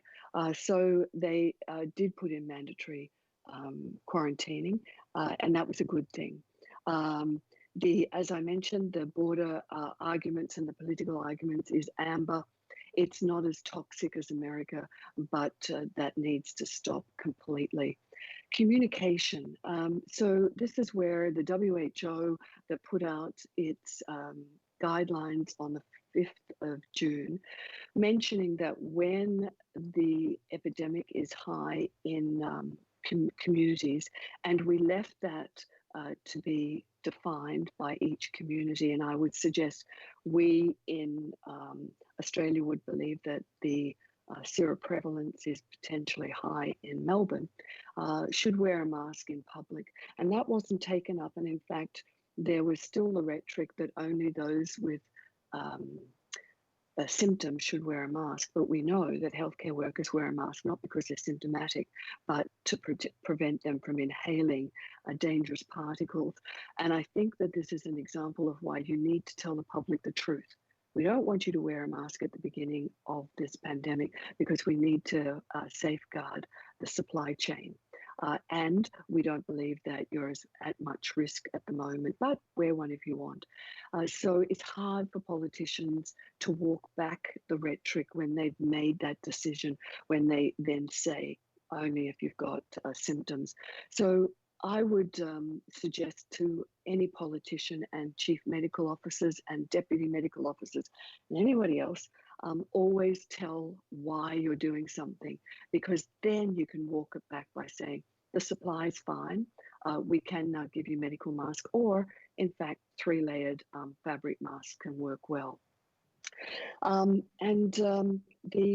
So as an outbreak epidemiologist, we make decisions that are proactive, not reactive. And in the AMBER, I put in the reactivity. So we're very slow to respond instead of being proactive. Now, outbreak managers and countries will always be criticized for being proactive because the public can't see when you make a difference, but they certainly can see when you should act. So, for example, we were very slow and still too slow with the residential aged care facilities. We are not proactive when it comes to looking at dense living, densely packed work conditions, and we didn't learn nearly rapidly enough from the meat abattoirs, from lamb. I mean, it goes on and on. So we need to be more proactive. And while managers, employers are required to put in a COVID safe plan, public health officers need to actually walk the corridors to find out where and how things can go wrong, because that's what outbreak managers are good at doing, because the virus hasn't mutated. What has happened is whenever you lift restrictions, the virus takes full advantage of behavior. And that could be behavior going back to work or behavior socializing, as we saw in South Korea, when they lifted their sanctions. The red zone, there was no quarantining for ships, cruise ships. Now, I don't know how long it takes humans to learn, but we saw the Diamond Princess, and we knew that that was an incubator for people to come in. Even if the Department of Health had a score, it still made no logical sense from an outbreak management perspective to assume that with a score you can determine everyone's risk when you don't do it if you fly in an aeroplane. And then, of course, the Greg Mortimer.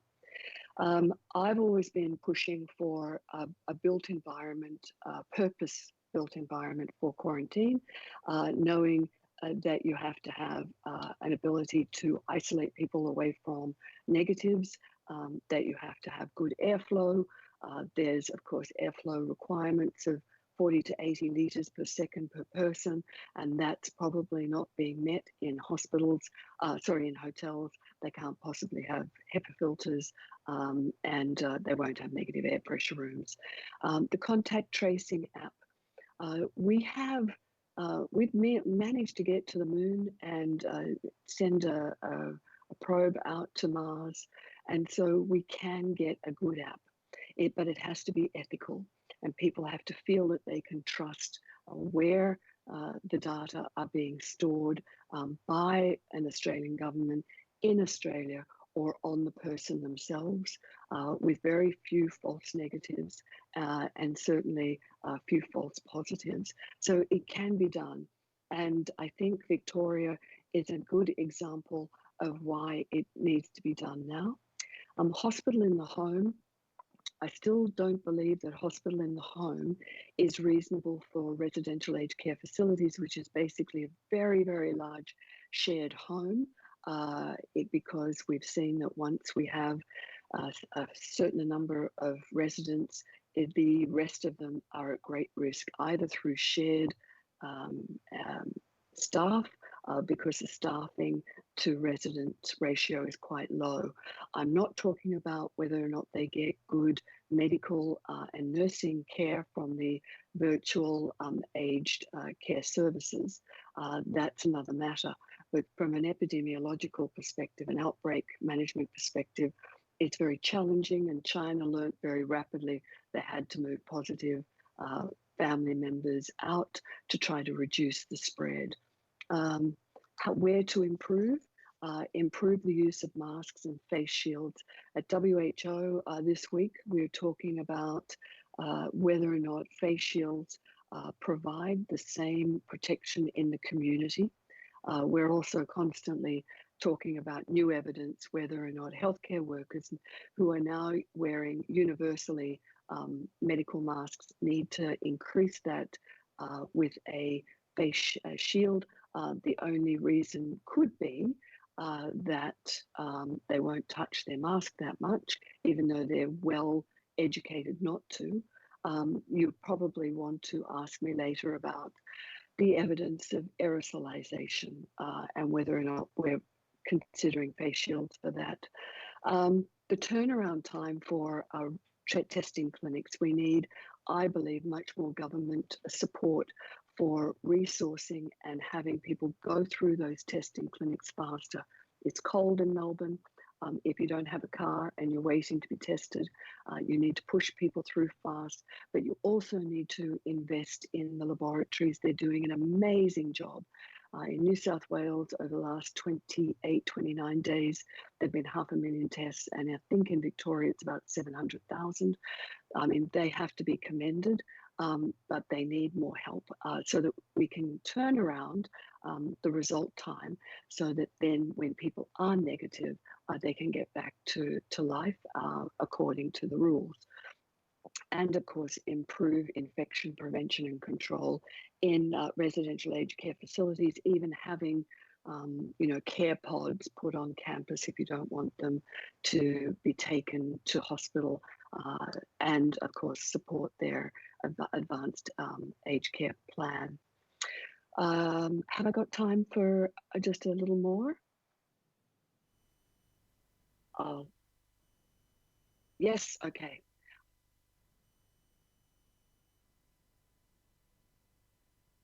Okay, okay.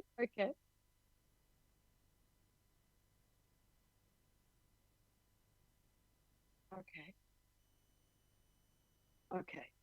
So there were 236 or 39 scientists signed a letter sent to WHO suggesting that we had not included the idea that COVID-19 could be spread by aerosolization, which is not the case.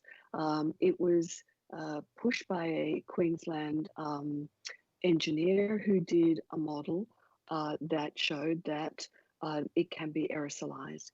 But this is not unusual. Even in my own research with our PhD student, Dr. Jan Grolton and Professor Bill Rawlinson, we identified that in fact flu isn't only small particles, it's an range of particles. The question is, can COVID-19, can SARS-CoV-2 sit on very tiny droplet nuclei in enough viral load to be able to cause infection to penetrate the alveoli? And no one has actually proven that. There's been only 2 studies that put doubt to the infection control procedures. One was a restaurant where somebody had COVID and they spread it to other restaurant goers at the end of the restaurant, and it was hypothesized that that had to be due to aerosolization of exhaled particles pushed by the air conditioning to the end of the restaurant.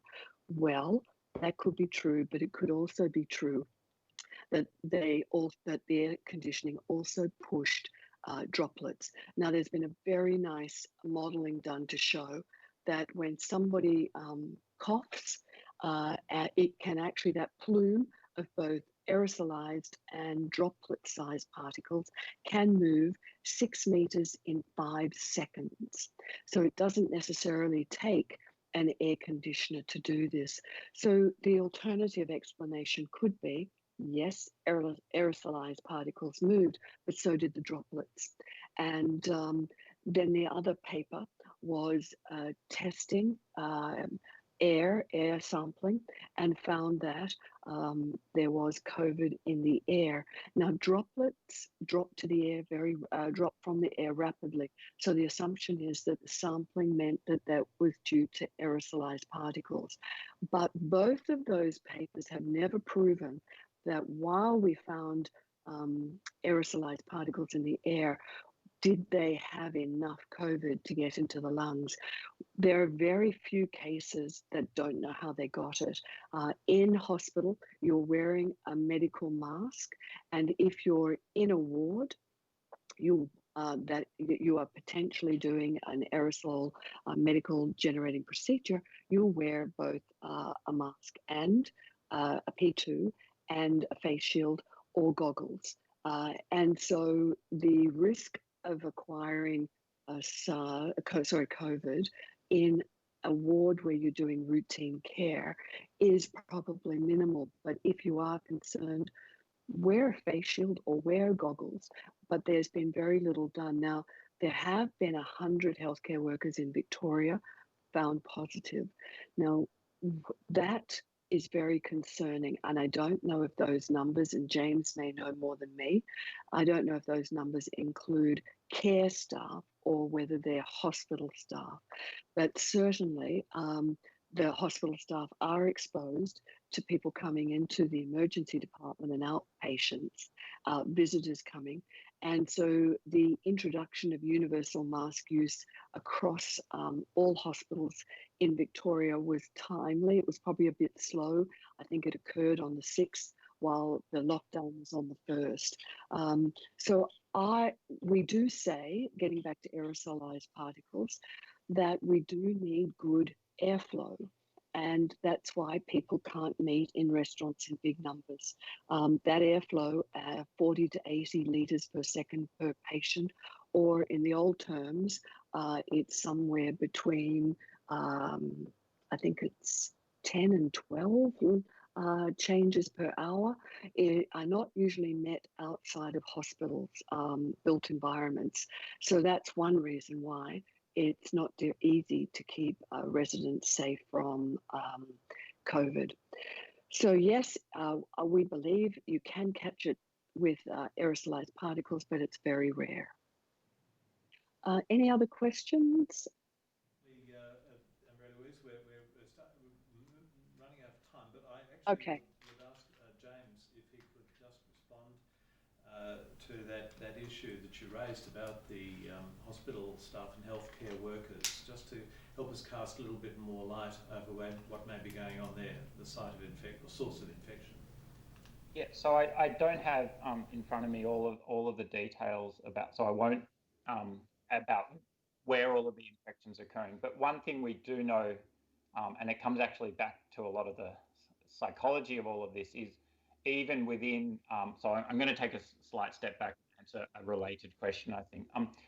In facilities where we know that there is a higher risk of transmission, a lot of it is actually occurring among staff outside of the day-to-day professional part. So it's people in the factories who wear a mask while they're doing their job, but then they're getting infected on the smoker or the social gathering afterwards. And this, I'm not part of the issue here is depending on who is being infected, it's also about the very specific local context and the timing of it. And so I believe, at least with some of the aged care outbreaks, that it's among staff who and it's not happening, it's happening in their break time as much as anything, where they let their guard down, rather like where there's lots of infections within households where we also let our guard down. So I know that's not a direct answer, but there is, because I don't have the data in front of me, unfortunately. But it does speak to the ongoing issues we have about the micro contexts and how we educate and convince society to have their guard up all of the time, and otherwise the risks, even if they change 90% of their behaviour, the critical part that lets the virus continue to spread will still be there. And so that's a real genuine challenge I think we face once the virus is at the levels it is in Victoria. Can I add to that? I'm sorry to cut across, but we are actually out of time. It's actually been extremely informative. I think everybody. I've been noticing the chat has been whizzing along there. with people responding, and it's obviously something of great concern to all of us, and you've actually provided us an enormous amount of information. So I'd like to thank you both very much for your contribution. You would normally get a box of chocolates or something like that with an AMA logo, but you'll just have to wait for that to arrive in the post. Thank you very much for your contribution. We're going to move now to a break. Then we will return for the presidential election. I'd just like to remind everybody once again about the process. There will be 5 minutes spoken by each of the candidates. Lots have been drawn, and Dr. Omar Khorshid will speak first, followed by Dr. Chris Sapala. Following that, there will be some questions put. I will be putting the questions. These have been polled and selected questions, and 3 selected questions will be put to each candidate with a 90-second response time. Following that, you'll receive another text. Ignoring the fact that the text you received earlier finished off with next vote, you will receive another text which will be for the presidential vote, and you need to go through the same process of entering the access key of your phone number and the password AMA in lowercase. So we'll all get together again at 12:15. Enjoy your break.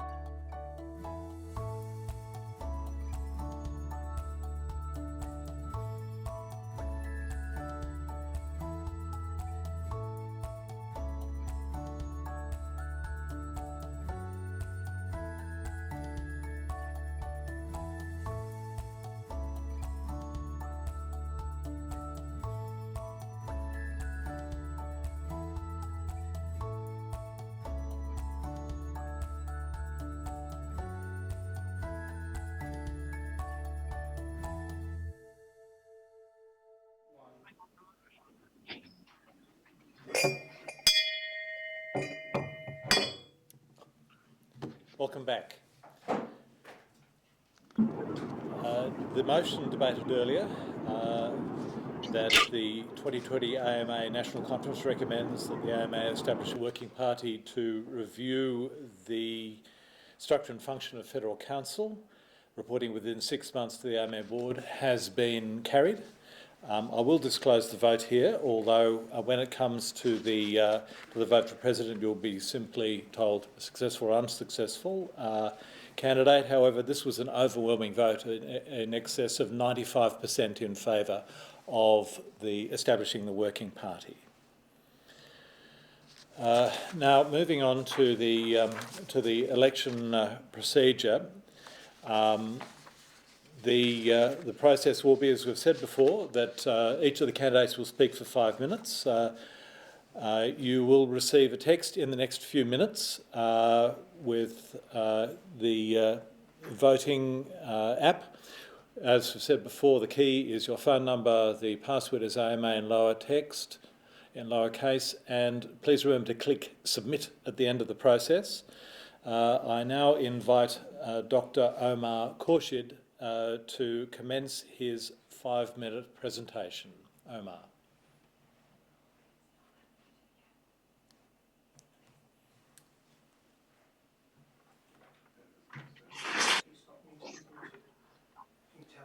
Okay, Omar, you're muted. You're on. You got me now? We'll start again. Okay, we'll start the 5 minutes again now. So, Omar, ready? Please start your submission. Thank you, Andrew. Good afternoon, delegates, and thank you for giving up a Saturday to help shape the future of our AMA. The fact that we're meeting today via Zoom just underlines the extraordinary nature of this COVID pandemic and the need for us to adapt to this rapidly changing environment. We've already learned some important lessons. As a community, we've demonstrated that we can be resilient, we can be innovative, we can be flexible, and we can make change quickly when it really matters.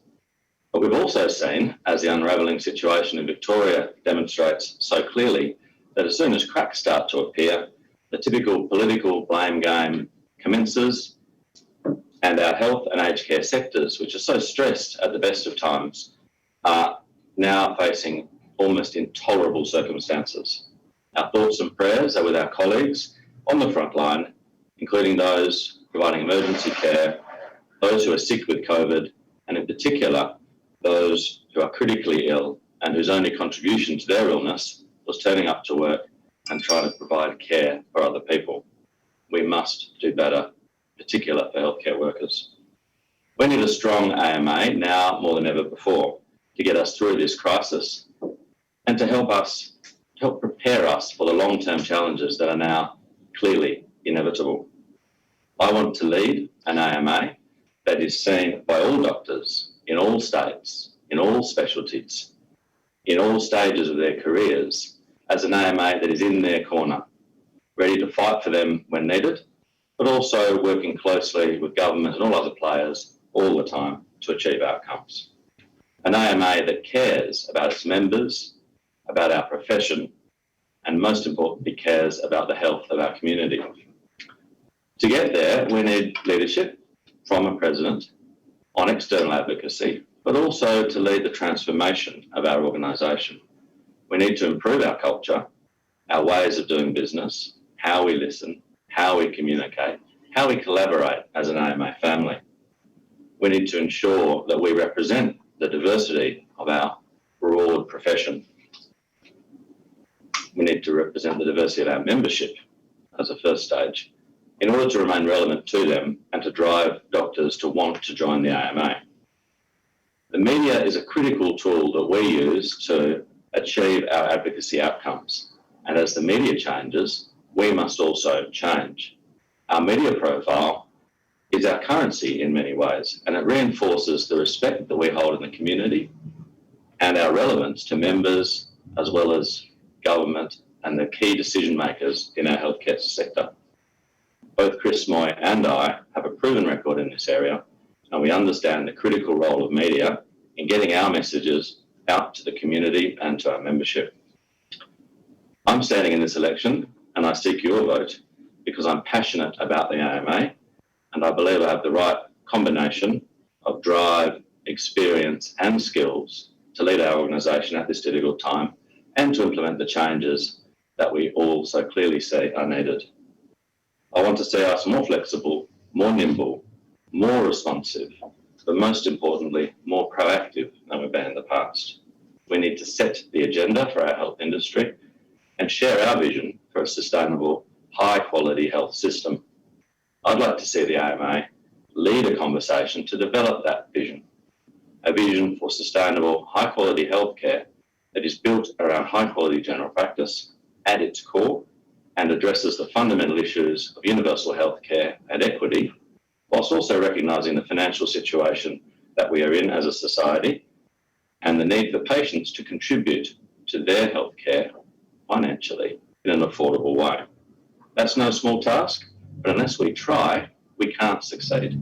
We have a great health system, but we cannot afford to rest on our laurels. Internally, we have much to do, and I acknowledge the start that has already been made by the board of the AMA. We need to invest in technology to facilitate member engagement and change our culture and our practices to appear and to be more open to our membership. We need to invest in our future leaders and show them the value in our professional organisation.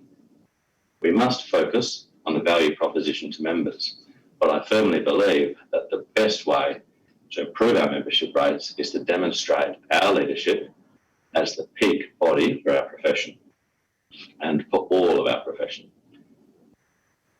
I've always been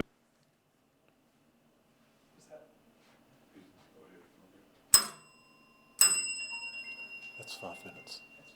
That's 5 minutes. Okay, thank you, Omar. That is 5 minutes.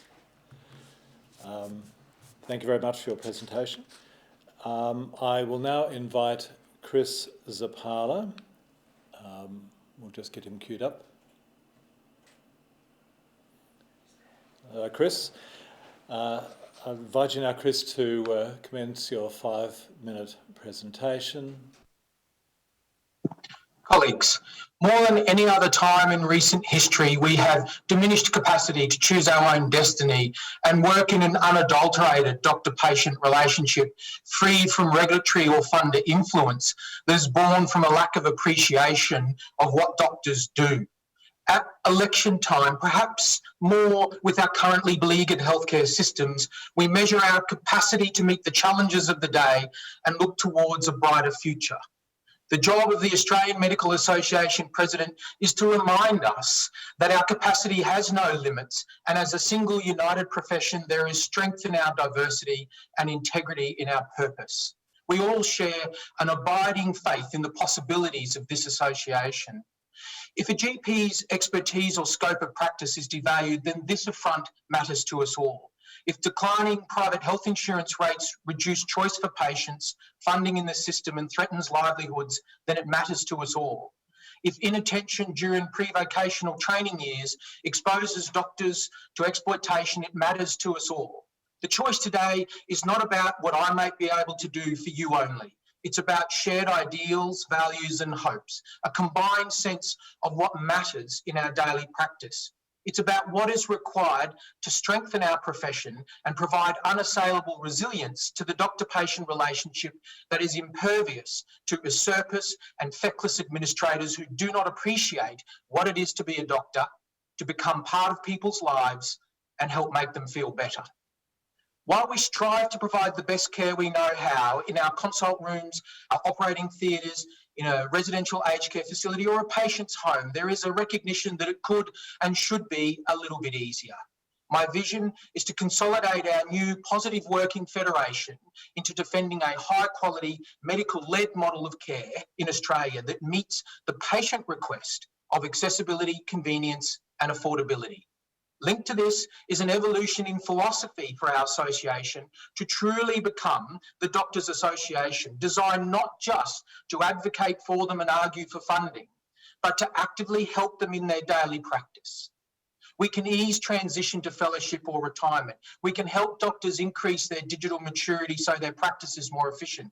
We can help doctors engage patients in more flexible models of care. Our association can actively lift doctors up at the same time as making their administrative lives and remuneration more conducive to offering high quality care. The AMA is the association for all. This is not just a hope. Too often, the politics of cynicism and division have splintered our profession and made us weak. Buried under a black fog of partisanship, self-promotion and rivalry, a brand of politics that's malicious and repellent. If politics brings out the worst in people, then maybe people bring out the best. I'd therefore like all members to know what Federal Council is considering in advance and have the opportunity to contribute. Our website redesign, the trialling of the online doctors forum and app in Queensland give us the beginnings of this opportunity. Some of our political foes are effective in harnessing the full power and presence of their membership. A new advocacy and lobbying style is overdue for us, an aggressive stance on some occasions, but more collaborative and compromising than others. Nuance is required or we lose our seat at the table, as has happened in the past. The determination of government to address out-of-pocket fees is an example that will require a deft hand. Our advocacy and proposals need to resonate with patient and government objectives and be founded upon good evidence and costed visionary ideas. Together with our new Secretary General, the fourth of my vice presidential term, we are now on the path of internal organisation reform and evolution in our media and communication strategy, which was desperately required. I recognise it and commit to improved outcomes in these areas. Dr. Ines Rio and I have wide experience and offer a consultative and positive leadership team. Being regarded as the inclusive voice of the entire diverse profession is powerful, and this must be promoted through deed and optics at every opportunity. Our organisation is evolving, and the AMA of 10 years' time must not look like the AMA of 10 years ago. To build on our current position will require us to listen attentively to members, pick battles that we're well prepared for, and focus our efforts as one voice. I'd be honoured to work on your behalf in the pursuit of our collective vision for healthcare in this country. Thank you.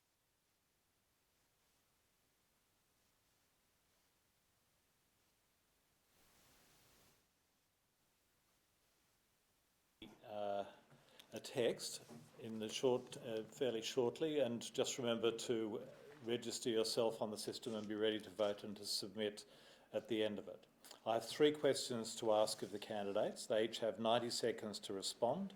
I'll read the question only once. The first question to Dr. Khorshid will be followed then by Dr. Zapala for each of the 3. The first question is, many previous AMA presidential candidates have discussed the urgent need to reform the organisation to make us relevant in the face of declining membership. What traits and visions do you offer to actually move this process forward? And what are the top things you think need to be done to make your organisation stronger? And we are ready. Does my time start now? Yes, please do.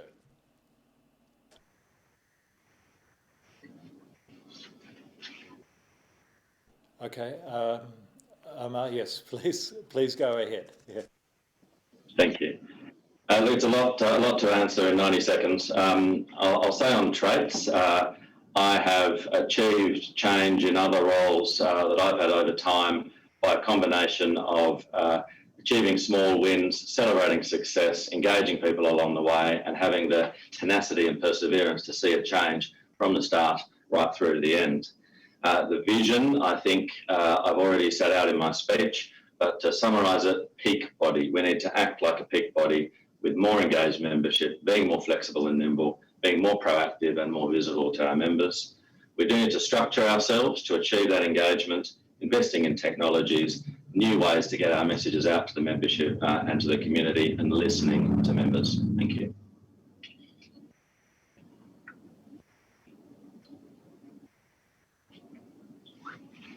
Technology. And we now if we can queue up Chris. Okay, Chris, I don't think we can, is Chris on the video feed? Yes, Chris, okay, please, your 90 seconds. To make our organisation stronger, we need to be prepared to listen more to members and cultivate a more bilateral relationship, with the opportunity for members to have greater vision and understanding of what the AMA does, but importantly also to have the capacity to make a contribution to policy and advocacy and how we run the association. Increased digital maturity and a commitment to this is key.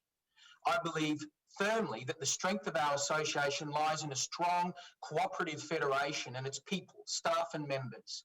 We are starting to make very positive and pleasing progress in this regard, and we can build on this such that members' needs are more easily and efficiently met, and hopefully in time there is scope to make membership more affordable. There is discussion planned from today's motion to consider reform of federal council to make it more inclusive and reflective of our diverse profession, which is an overdue positive step to strengthen our advocacy. An evolved advocacy style which emphasises key relationships with government that are built upon mutual respect, but also involves our broader member expertise and energy, and uses strategic alliances more cunningly, will help extend our reach. There is scope to build our brand credibility with the public, for example, with monthly updates on the advances of medicine in a weekend paper, and with greater engagement with social media. Okay, thank you very much, Chris. The second question, once again, Omar will have the first opportunity to respond. Managed care appears to be striking the medical profession in Australia under many different guises. How important is the need to combat this threat, and how would you go about dealing with this issue as AMA Federal President? Thank you. Managed care is here. It is being implemented in different ways right across the country right now by insurers, but we've got to understand the reasons why. One is that we have a dominant an industry, a PHI industry, that is dominated by for-profit insurers. Second is that there's a series of fundamental problems with the private health insurance product, that as our demographics have changed as a society, our insurance rates are dropping, and there's been 19 consecutive quarters of reduction in PHI membership. And the AMA has a policy on this that we'll be pushing forward at some point.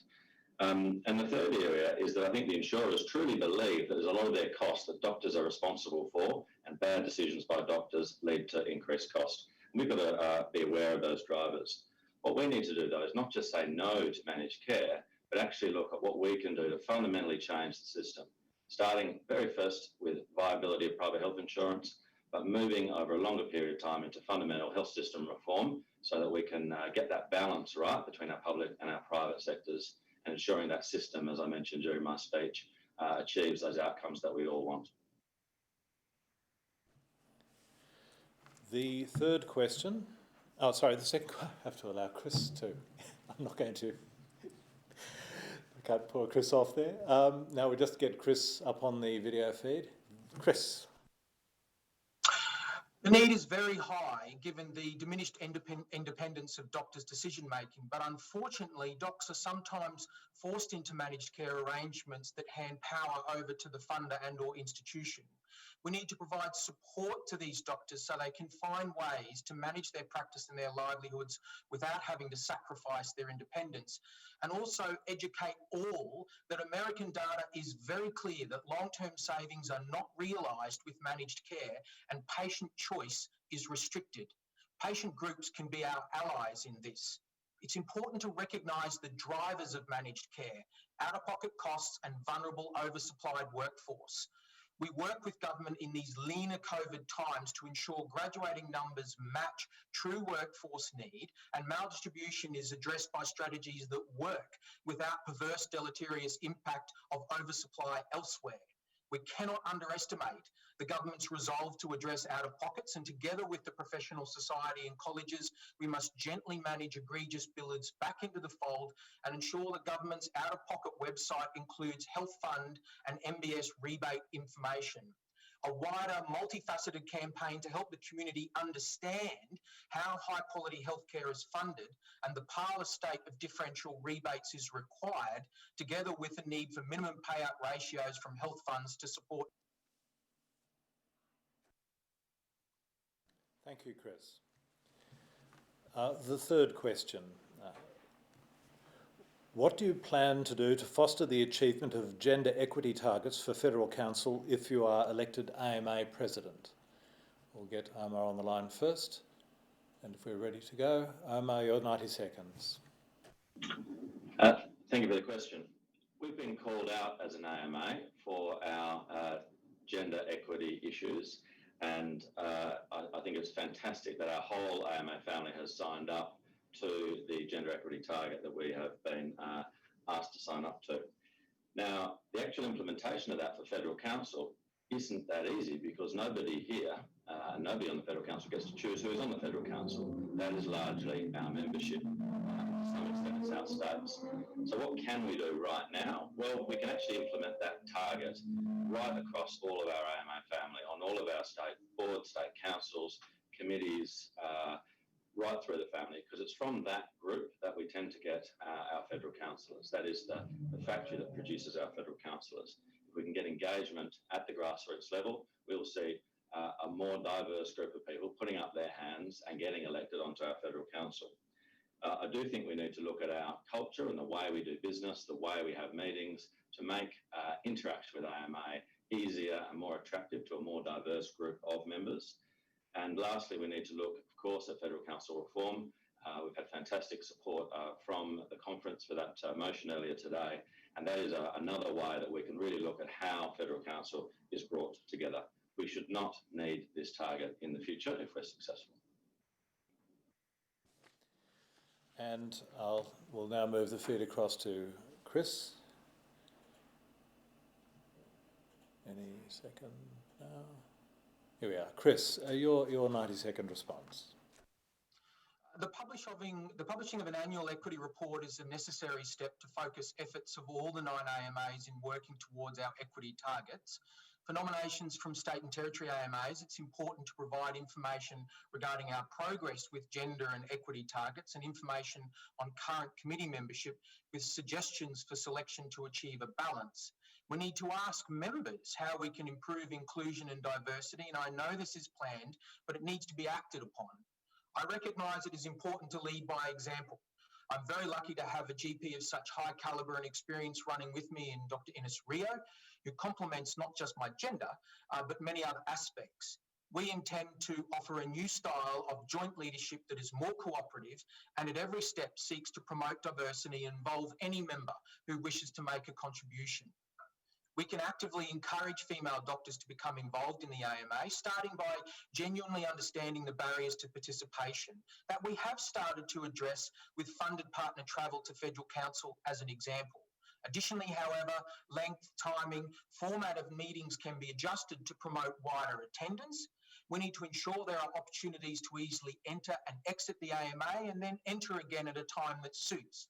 This includes mentoring and succession planning opportunities for our young female doctors to grow within the AMA. Most of all, equity and inclusion requires ongoing discussion and effort.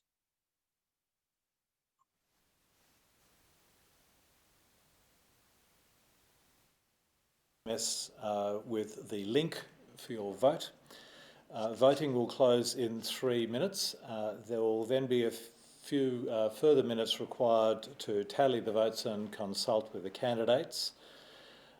We will now move to a video presentation of the presidential highlights.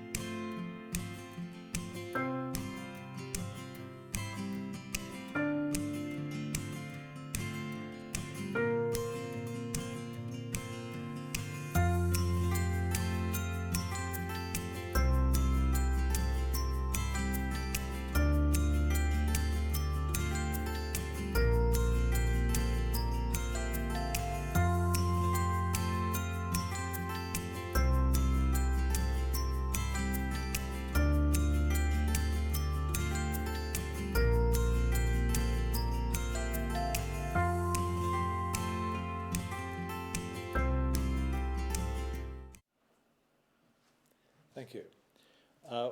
Well, we now have the votes counted and the candidates have been advised.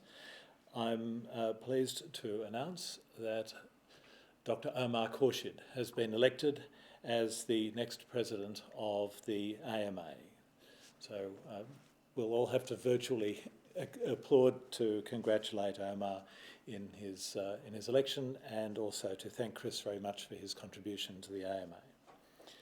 We now move on to the vice presidential election. The process will be the same as for the president. You will receive another text which will be for the voting. We have two candidates, Dr. Inez Rio and Dr. Moy. Lots have been drawn, and Dr. Rio will be speaking first. She will speak for 5 minutes, and we will cue to her shortly. Yes. Hope that the technology is working.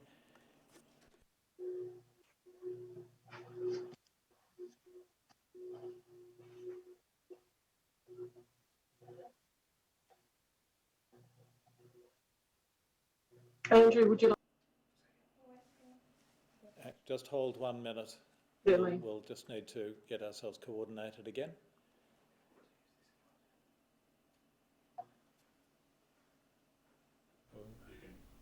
We're ready to go. Okay, Inez, you can start your 5 minutes now.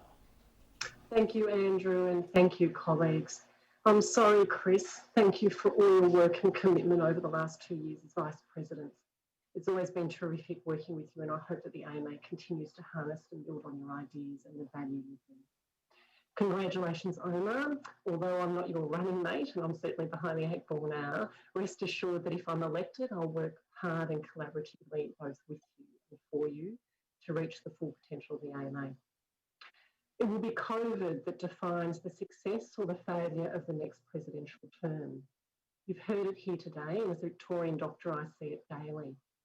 The fragmentation of healthcare responses have become chasms that our patients, community and doctors are falling through. Doctors have largely been excluded from the planning and GPs from the responses. The State Department has ignored concerns by doctors about imminent outbreaks, and general practitioners' work has been drying up while hospitals have been reeling under the strain of work that could be done by them. Until recently, the PPE and infection control situation has been a monumental disaster, with the result that, as you've heard, over 10% of all those people infected are healthcare workers. But last week has seen a shift in the sands. The government's realising it needs our expertise and knowledge, and we're getting our foot in the door. Why? Because there are now almost 6,000 active cases in the Victorian community, most of them with no care. Aged care residents have been left without their health and basic care needs met. Money and money and money has been thrown at a system that's not fit for purpose, with the metrics only deteriorating. And the other consequences are becoming evident. I'm on a COVID cancer task force, and we've modelled an extra 2,000 to 4,000 extra cancers in Victoria as a result of the last 6 months. And this will be reflected in a range of chronic physical and mental health problems. And on top of this is the increase in so many as yet unknown health problems that will flow from the COVID infection itself and from the economic and social impacts. The next 2 years is crucial in what the AMA can craft, and we have a limited time to bring this home. Alongside an increased need, COVID will result in a massive funding hole. And I'm committed to making sure it doesn't become the funding excuse to further erode and devalue the role of medical practitioners in the healthcare system in the name of fiscal responsibility. Rather, we must turn this around and advocate for the health outcomes, economic and social importance of strengthening the healthcare system. And as a fundamental part of this, the presidential team will need to realise the investment required to embed general practice as the bedrock. For if general practice fails, we all fail and our community fails. There's strong evidence of a GP patient-led, patient-centred medical home leads to greater, better health outcomes, mitigates task substitution, leads to greater satisfaction for GPs and more equity. And that for every dollar you put in, it saves $13 after only 3 years in healthcare costs. Money that can and should be reinvested into better remuneration for GPs, equity for GP registrars and the healthcare system. And we have the tools to do this. Yesterday, the AMA released its 10-year framework for primary care reform, an excellent forward-thinking document. The recent National Healthcare Agreement, the 10-year primary care plan, the Productivity Commission report can all be used to lever this model. And we have health system disruption, including new tools in telehealth. The health impacts of COVID is an opportunity for the AMA to define the way forward, raise our profile and extend our influence. We must define and stand up for the healthcare system Australia needs and point to what happens when we're not at the centre of it with our patients. We must take a principled, thoughtful and firm stand on the areas of public health that are important to our community and members. This will require sophisticated policy, advocacy and leadership skills, a cooperative, synergistic collaboration between all the moving parts of the AMA and at times other organisations. And at the leadership level, it requires a wide range of relationships, skills, tactics to achieve the objectives, ones I bring to the table. COVID is the burning platform that we must use as a Trojan horse. One where we reorientate the planning and leadership of healthcare systems and provision back to clinicians and around patients. One where we're transparent and honest with the community. One where we lead workforce planning to support our trainees and our lifelong satisfaction and contribution. One where we ensure investment, system development and metrics. Okay. Thank you, Inez. That's been your 5 minutes. Thank you very much. Thank you very much for your presentation. This is really difficult when you can't see anything here. Okay, now we're doing a quick camera change here. Are we ready to roll on? I'm being given the keep talking audio. We're ready to go with Chris, I think. Excellent. Okay, so the next vice presidential candidate to speak is Chris Moy. Chris, you have 5 minutes to speak, starting now. Great. Look, thanks, Andrew, and to all the delegates and the observers. I'm Dr. Chris Moy. I'm a GP from Adelaide. I'm standing specifically in a ticket with OMAR because we have a shared vision of an AMA which is brave and independent. Now, experience in policy, media, and also political strategy, and having been on federal council for the last. Right. Just need to restart the time. Okay, sorry, Chris, we've had a bit of a glitch. I've just had people waving at me. We're going to get you to restart, okay?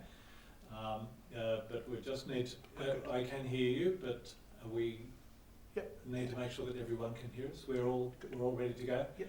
Okay. Take 2. Chris, your 5 minutes starts now.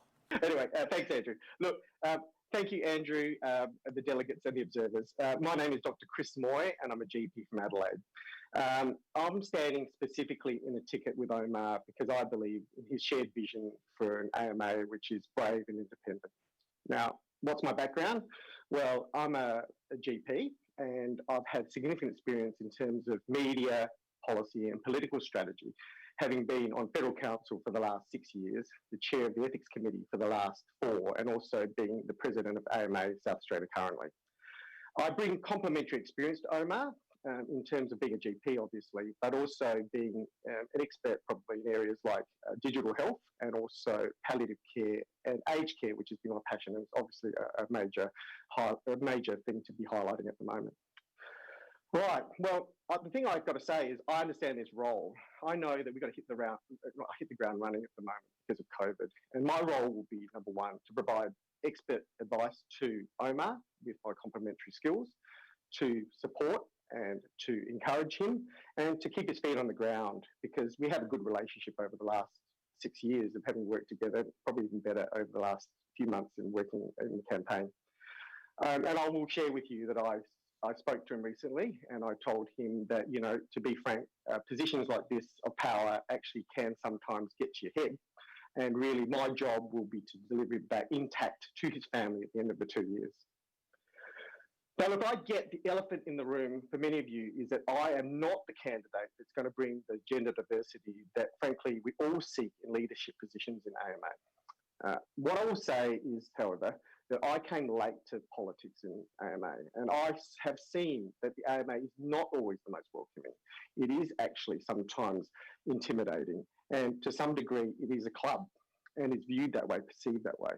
And for me, the word that crystallised yesterday actually was the word approachable. We've got to make this organisation more approachable. And for me, then, I would very much feel that we need to modernise it and to get to a point where we can encourage people to join, welcome them with open arms, and really embrace the diversity, not only of our membership, but of also the wider profession, so that, gosh, they might want to actually join us. Okay, but being welcoming is one thing, okay, but actually doing something for members and actually meaning something to them is a completely different thing. And obviously, we've got to tick the boxes of benefits and of services, and also things like advocacy and of support when members need us, when they call out for help. But to be true, there are other organisations out there which actually have a claim to that at the moment, and they have natural advantages over us, which are frankly monopolies, but I would also call them conflicts of interest, such as the ability to set standards and accreditation. That actually, in fact, gives the AMA one major advantage over a lot of other organisations, and because it is the one truly voluntary organisation representing all doctors, and most importantly, it's independent. And that means we can do something that they cannot, which is really, truly, from the heart, inspire hope in our profession. And when I say hope, I mean hope. The hope that you started your career, that you could change the world as a student or a young doctor, and that this can endure. The next thing is we have long, hard careers. And, frankly, you've got two choices. You can kind of worn down my cynicism, or you can actually hold up the flame of actually maintaining what it is to be a doctor. And that's what the AMA can do. And finally, and I will put this to a lot of members, as they retire, they're going to, look back. And I would say to you that the AMA is the organisation can maintain pride in the profession, so that your pride in what you did matters, because you will be gifting over what it means to be a doctor to another generation who will embody what mattered to you. Now, that's all fine, but what we need to do then is galvanise the whole organisation. And that is membership, that is, all the secretariat, and that's the unsaid thing, and also committees and leadership to get behind the organisation. What COVID has done is shown that we are an organisation that can stand up and get things done. The job now is to mould the organisation into something which certainly works for members, but is more approachable, as I've said, but also ticks a few more boxes, which is to inspire people to actually want to be involved because they feel that they can and they can change the world through it. And honestly, maybe even serve. And that is the organisation which we should be heading for. So what I would say is I want this organisation. Thank you, Chris. We've had your full start, but this is the 5 minutes up. Thank you very much for your presentation. We'll now move on to the questions of candidates. This is the same format essentially as for the presidents. There'll be 3 questions asked. I will pose the questions. I will read the questions once. Dr. Rio will have the opportunity to respond first, followed by Dr. Moy. We'll just need to get Dr. Rio's feed up. I'll read the question. Role substitution is another way that our profession is solely being eroded, and the primacy of the therapeutic relationship between doctor and patient is being threatened. How will you combat this threat? Inez, we're ready to go. Your 90 seconds. The task substitution issues facing general practice are a harbinger for other medical practitioners, and we have to understand the drivers and develop the narrative and present evidence against them. We've got a burgeoning non-medical professional workforce, many with quite a lot of political and community influence, that are looking for work, that have presented the argument that picking off the simple things from medical practitioners is safe, cheaper, more accessible, and maintains medical practitioner capacity. And the responses flow from the drivers. We have to demonstrate the evidence and craft the stories of what happens when you move from a doctor-patient comprehensive care paradigm to a business transaction for a standalone item, so that a prescription for the pill is no longer an opportunity about talking about reproductive health and cervical and STI screening and relationship health, A child immunisation is no longer an opportunity to also explore breastfeeding and parenting and school readiness and developmental child concerns. We need to ensure that the metrics of cost and safety measurement are not simplistic, but they include true quality, safety and cost, including complication rates, referrals, investigations, narrow scope of care and what's being addressed versus what's not. And we need to think about the effects of the provision of care and cost to individuals and the communities in removing the low-hanging fruit from medical practitioners and how that changes practice and what is available. And at the same time we need to do this, we need to address the argument of access and support the doctor-patient comprehensive care paradigm. Thanks, Inez. That's the 90 seconds. Next to respond is Chris Moy. We'll just swap the feed over. We're ready to go. Chris, your 90-second response. I come from a pretty blood and guts policy, politics and media side of things. And look, we're getting hammered on the fact that they're just professing that convenience and access is what everybody wants. And they're conning the public about this. We have to get it back on our turf. Our turf is safety and quality of care. So really, in simple terms, we have to start comparing the fact that they are selling a cheap and nasty product, which may have consequences for patients in the end. And really understand that it's a safety issue for many of those patients and providing care. And frankly, if they wanted to do this, they should become a doctor. For me, the flip side is we've got to emphasise the quality of the care and say that to politicians, if you don't want these complications, then you need to stick with us. And look, I have actually led some of the negotiations with the Pharmacy Board, and I actually was the one who actually talked them off the cliff from independent prescribing and because really it was conflict of interest, and I emphasised the safety side of things, and that was the thing that made it different. So that's the sort of argument you've got to go into battle with, that sort of clear line of thinking to break the deadlock in this sort of fuddy-duddy thinking which actually goes on in public.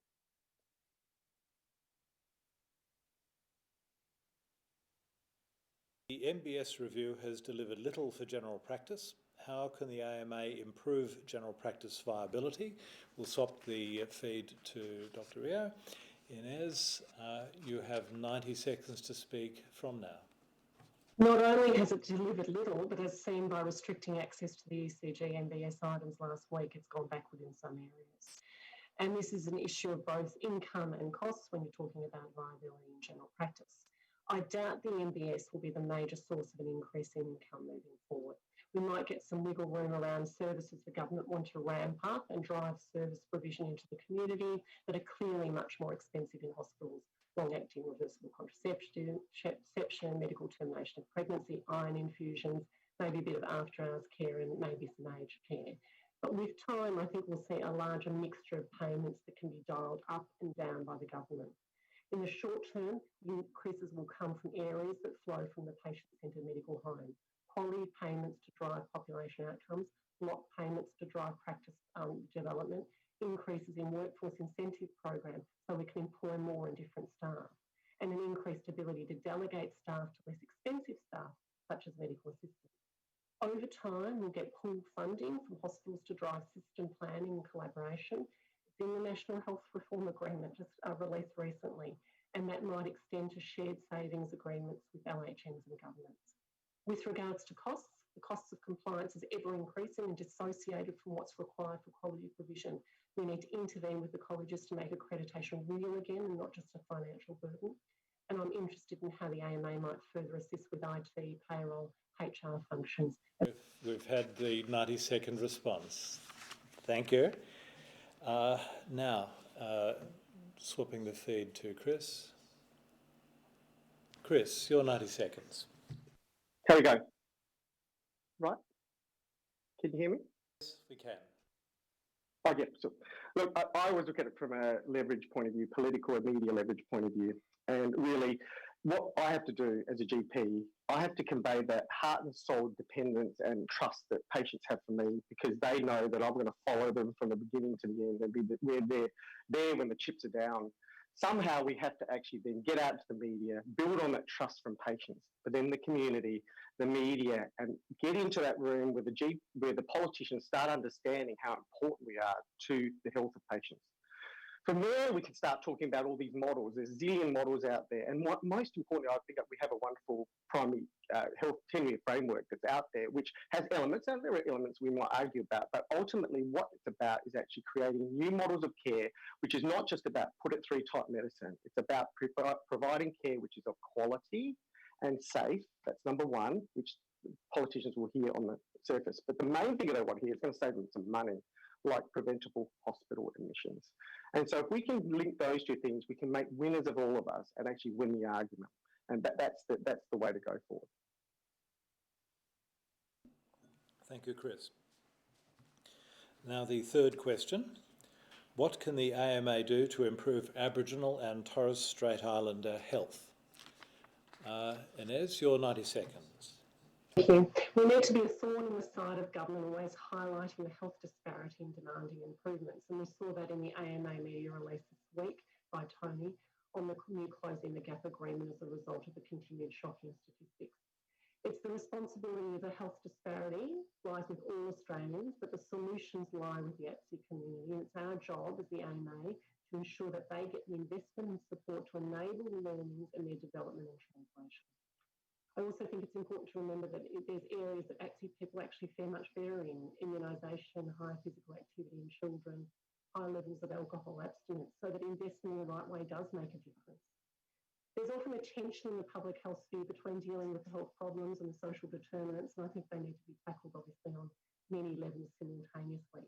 The AMA needs to hold the government to account in investing and progressing in areas such as issues-based risk factors, smoking rates, alcohol and drug use, violence, gambling, but also the provision of healthcare, accessible maternity services, dialysis services, etc., while at the same time advocating for more upstream social determinants, including anti-discrimination, healthy and happy childhood, and communities that are culturally, economically and environmentally healthy. But it's all of these that will lead to the improved health outcomes that ATSI people have a right to. The voice of the AMA is powerful in this area, is made more powerful by standing with and being led by the ATSI community. Thank you, Inez. And now we'll just swap the feed across to Chris again. Chris, your 90-second response.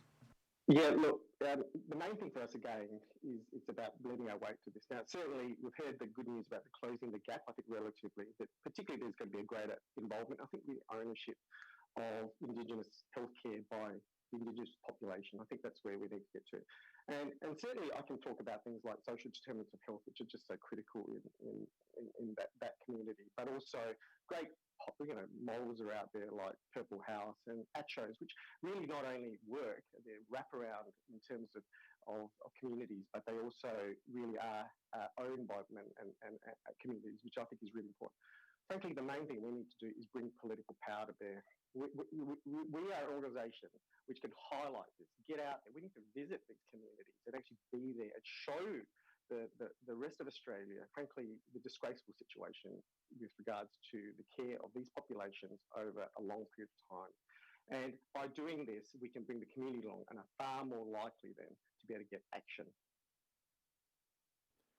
Thank you, Chris. Voting will now close in 3 minutes. There'll be a few more minutes required as previously to tally the votes and to consult with candidates. We will now be given the view of the Roll of Honours, the Roll of Fellows award winners.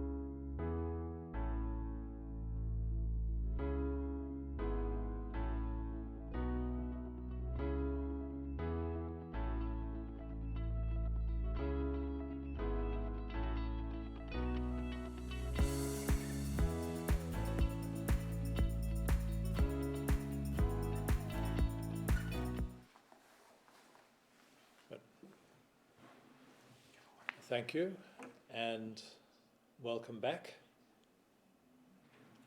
Am I on cue? Good, apparently I am. Good, well thank you, welcome back. I have the results of the poll for Vice President. It gives me great pleasure to announce the successful election of Dr. Chris Moy as Vice President of the AMA. I would like to thank Dr. Inez Rio for nominating in this exacting process and also for her ongoing and much valued contribution to the AMA. I now invite our outgoing President, Tony Bartoni, to speak. Thank you, Andrew, and congratulations to Omar and to Chris Moy. My commiserations to Chris Zapala and to Inez Rio, but we'll come to that in a moment. One of the usual roles for the president, the outgoing president, to perform at national conference is obviously the announcement and the awarding of the awards. I've already made mention of the high esteem that the association holds the new inductees to the Fellows of the Roll of Fellows for the association, and to those 7 recipients. I hope you saw their names, you saw their photos scrolled across the screen, and I extend again my wholehearted congratulations on behalf of the association in terms of their achieving that recognition. It's recognition that is meritorious and indeed filled with a lot of hard work, hard effort, and careful patience and the community. One of those Roll of Fellow admittees I must draw your attention to is specifically, I'm referring to Dr. Antonio Didio, who is currently the AMA ACT President and a new member of the AMA Federal Board, and a GP to half of Canberra, it would seem. I want to single him out for specific attention. The Independent Health Assessment Panel, which sounds like a mouthful, and it really is, and it sounds more like a low-level bureaucratic committee of insignificance, you might say, but nothing could be further than the truth. You'll recall that this was a product of our advocacy regarding asylum seekers and their access to healthcare, and indeed, being such staunch advocates on that cause, the AMA was asked to nominate someone to that committee, and that person was Antonio Didio. It's particularly relevant because that task was so thanklessly demanding of his time, time which was not at all remunerated, time which incurred into his own practice and to his own family life. It was the body that made the decisions about evacuations from asylum seekers to the detention centres to mainland that saw the birth of IHAP, and that then created the opportunity for AMA to be part of that. Antonio answered that call to act on the AMA's behalf and to bring a sense of policy to help the offshoring people who are very, very vulnerable in that cause. So on behalf of myself and the association, Antonio, we want to acknowledge your efforts, your contribution wholeheartedly, and in doing so, award you the President's Medal, which is hopefully a small recognition of the enormous unselfless work, unselfless time that you put into the role, and we wish you all the best for the future. Thank you, mate. And at this point, we should cue to Andrew. Before you do, Italians need to speak and they need to hijack other Italians at every opportunity. And there's a bloke sitting next to me here who is not only one of the finest leaders of this group that I've ever seen, but a personal inspiration to me and countless other doctors for his selflessness and contribution to this organisation and many others. So in the spirit of gratitude for an extraordinary job well done, On behalf of all of the Australian Medical Association, I'd like to thank Professor, Dr, Legend, Great Doctor, Great Australian Andrew Miller with this bottle of outrageously fancy plonk, hand-pressed, I don't even know what that means, by a bunch of very impressive people. Andrew Miller, you are one of the greats of this organisation, and thank you. Thank you so much, Antonio. Thank you. And congratulations, yes, there we go, very, very secure in our modern COVID times. It's been a great pleasure at all times, and a great pleasure to be able to stand in for Antonio to give you your medal.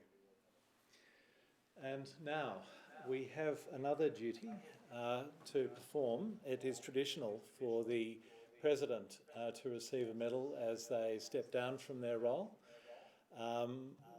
This was supposed to happen here, and then it was supposed to happen there where Tony is, but unfortunately COVID has foxed both of those.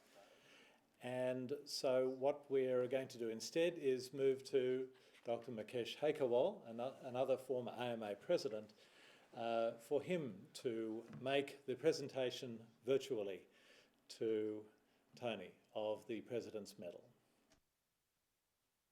Thank you, Mr. Chairman. Mr. President, Mr. Vice President, congratulations on your election. Mr. now immediate past President, I was going to be there in AMA House in Victoria to give this to you face to face, but as most of our audience will know, the lockdown laws prevent me from coming to do that. Even though I've got tons of PPE here, I could come in PPE and done it there. I think we'll be pushing the barrow a little bit too far. So this is the case in which the medal comes. This is the AMA President's Medal that is presented to all past presidents. And I will now virtually pass it to you, Mr. President, to unfortunately put it onto yourself so nobody gets contaged in Victoria, which, as we all know, is having difficult times.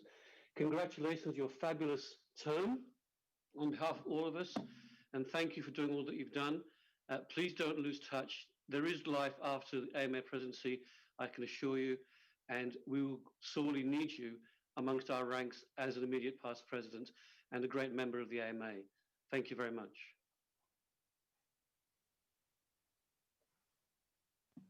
Thank you, Mukesh. I really appreciate that. And yes, we are confined to our respective quarters because of COVID-19. And I accept that obviously with great humility and thanks to the association, which I've been, as I said, very privileged and very honoured to serve. But I do need to move on, and that is now to congratulate Omar Khurshid on becoming the next president of our association. Omar, 2 years just over, I didn't actually anticipate exactly how much my life would change when taking on the role of president. Yes, I knew it would be busier than state president. Yes, I knew that it would be busier than vice president of our association, but the enormity of the jump really did surprise me and quickly teach me that I needed to develop additional skills, and I am sure that we will all have the confidence in knowing that you have got those skills to lead our association going forward. It is obviously a very poignant time, a very difficult time, a very challenging time for us as an association, but also for our community of patients that we care for and look after with great professionalism, but obviously with a lot of emotion and indeed concern. So COVID is going to challenge us for many years to come, and the importance of having strong and stable and decisive leadership is exactly what this association needs now. We're going into further uncharted waters, and we all, I'm sure, can look to you in leading us through those times ahead. So my congratulations to you, to Chris Moy, your deputy, absolutely going to be essential, and especially, unless you won't have to navigate the challenges of travel for a little while, because COVID has seen fit to that. but clearly the two of you have got a lot to look forward to do in offering and guiding our association through. So congratulations to both of you. Again, my deep, it's no small feat to put yourself up for election. And so therefore to the other two unsuccessful candidates, to Chris Zapala, I've already made significant comments about this morning, and I reiterate them in wholesomely. Mate, you are a friend, and my commiserations to you. Inez, I'm sure you will continue to offer enormous support and counsel to the section of general practice in Victoria, to indeed AMA Victoria, but also to the Council of General Practice in Canberra. And we need to continue that advocacy in terms of leadership of the general practice advocacy that we require at this most difficult and transforming time. That's probably enough from me. For the last time in front of the camera, from yours truly, I invite you all to stay safe and to stay connected with this beloved association of ours, to look forward to when we do see you again, and hopefully, as I said, sometime soon, sometime in person, and wish you all the best. And thank you very much, Chair, and back over to you.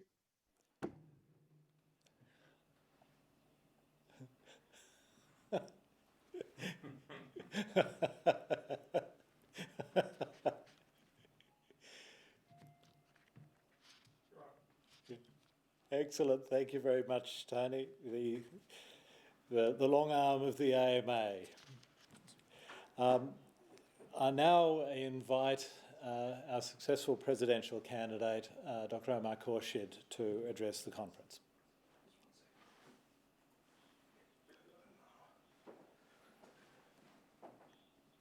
And I'd like to start with thanking you, the delegates, for the confidence that you've shown in me and also in Chris Moy and in us as a team to deliver for your association.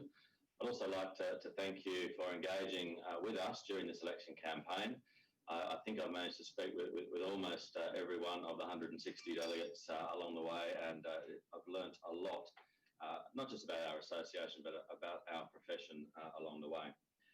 I'm looking forward to moving straight away on implementing the agenda that Chris and I have been sharing with you over the last couple of months. I recognise it's huge and we are hamstrung by lots of factors outside of our control, but that is no excuse not to get on and get the job done. I'm absolutely aware of the responsibility that I've been given, and I promise you that I will work tirelessly to deliver for the profession, for health, and for you, our most engaged members. I've got a few more thank yous. Firstly to Tony.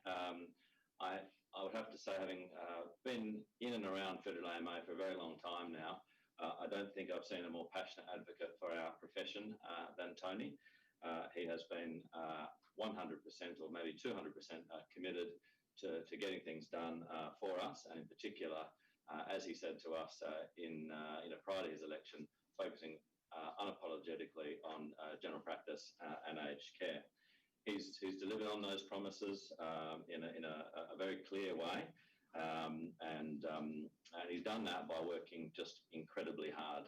So thank you very much, Tony. I know you would never have expected to be the president in the bushfires, let alone in this global pandemic situation that we find ourselves in.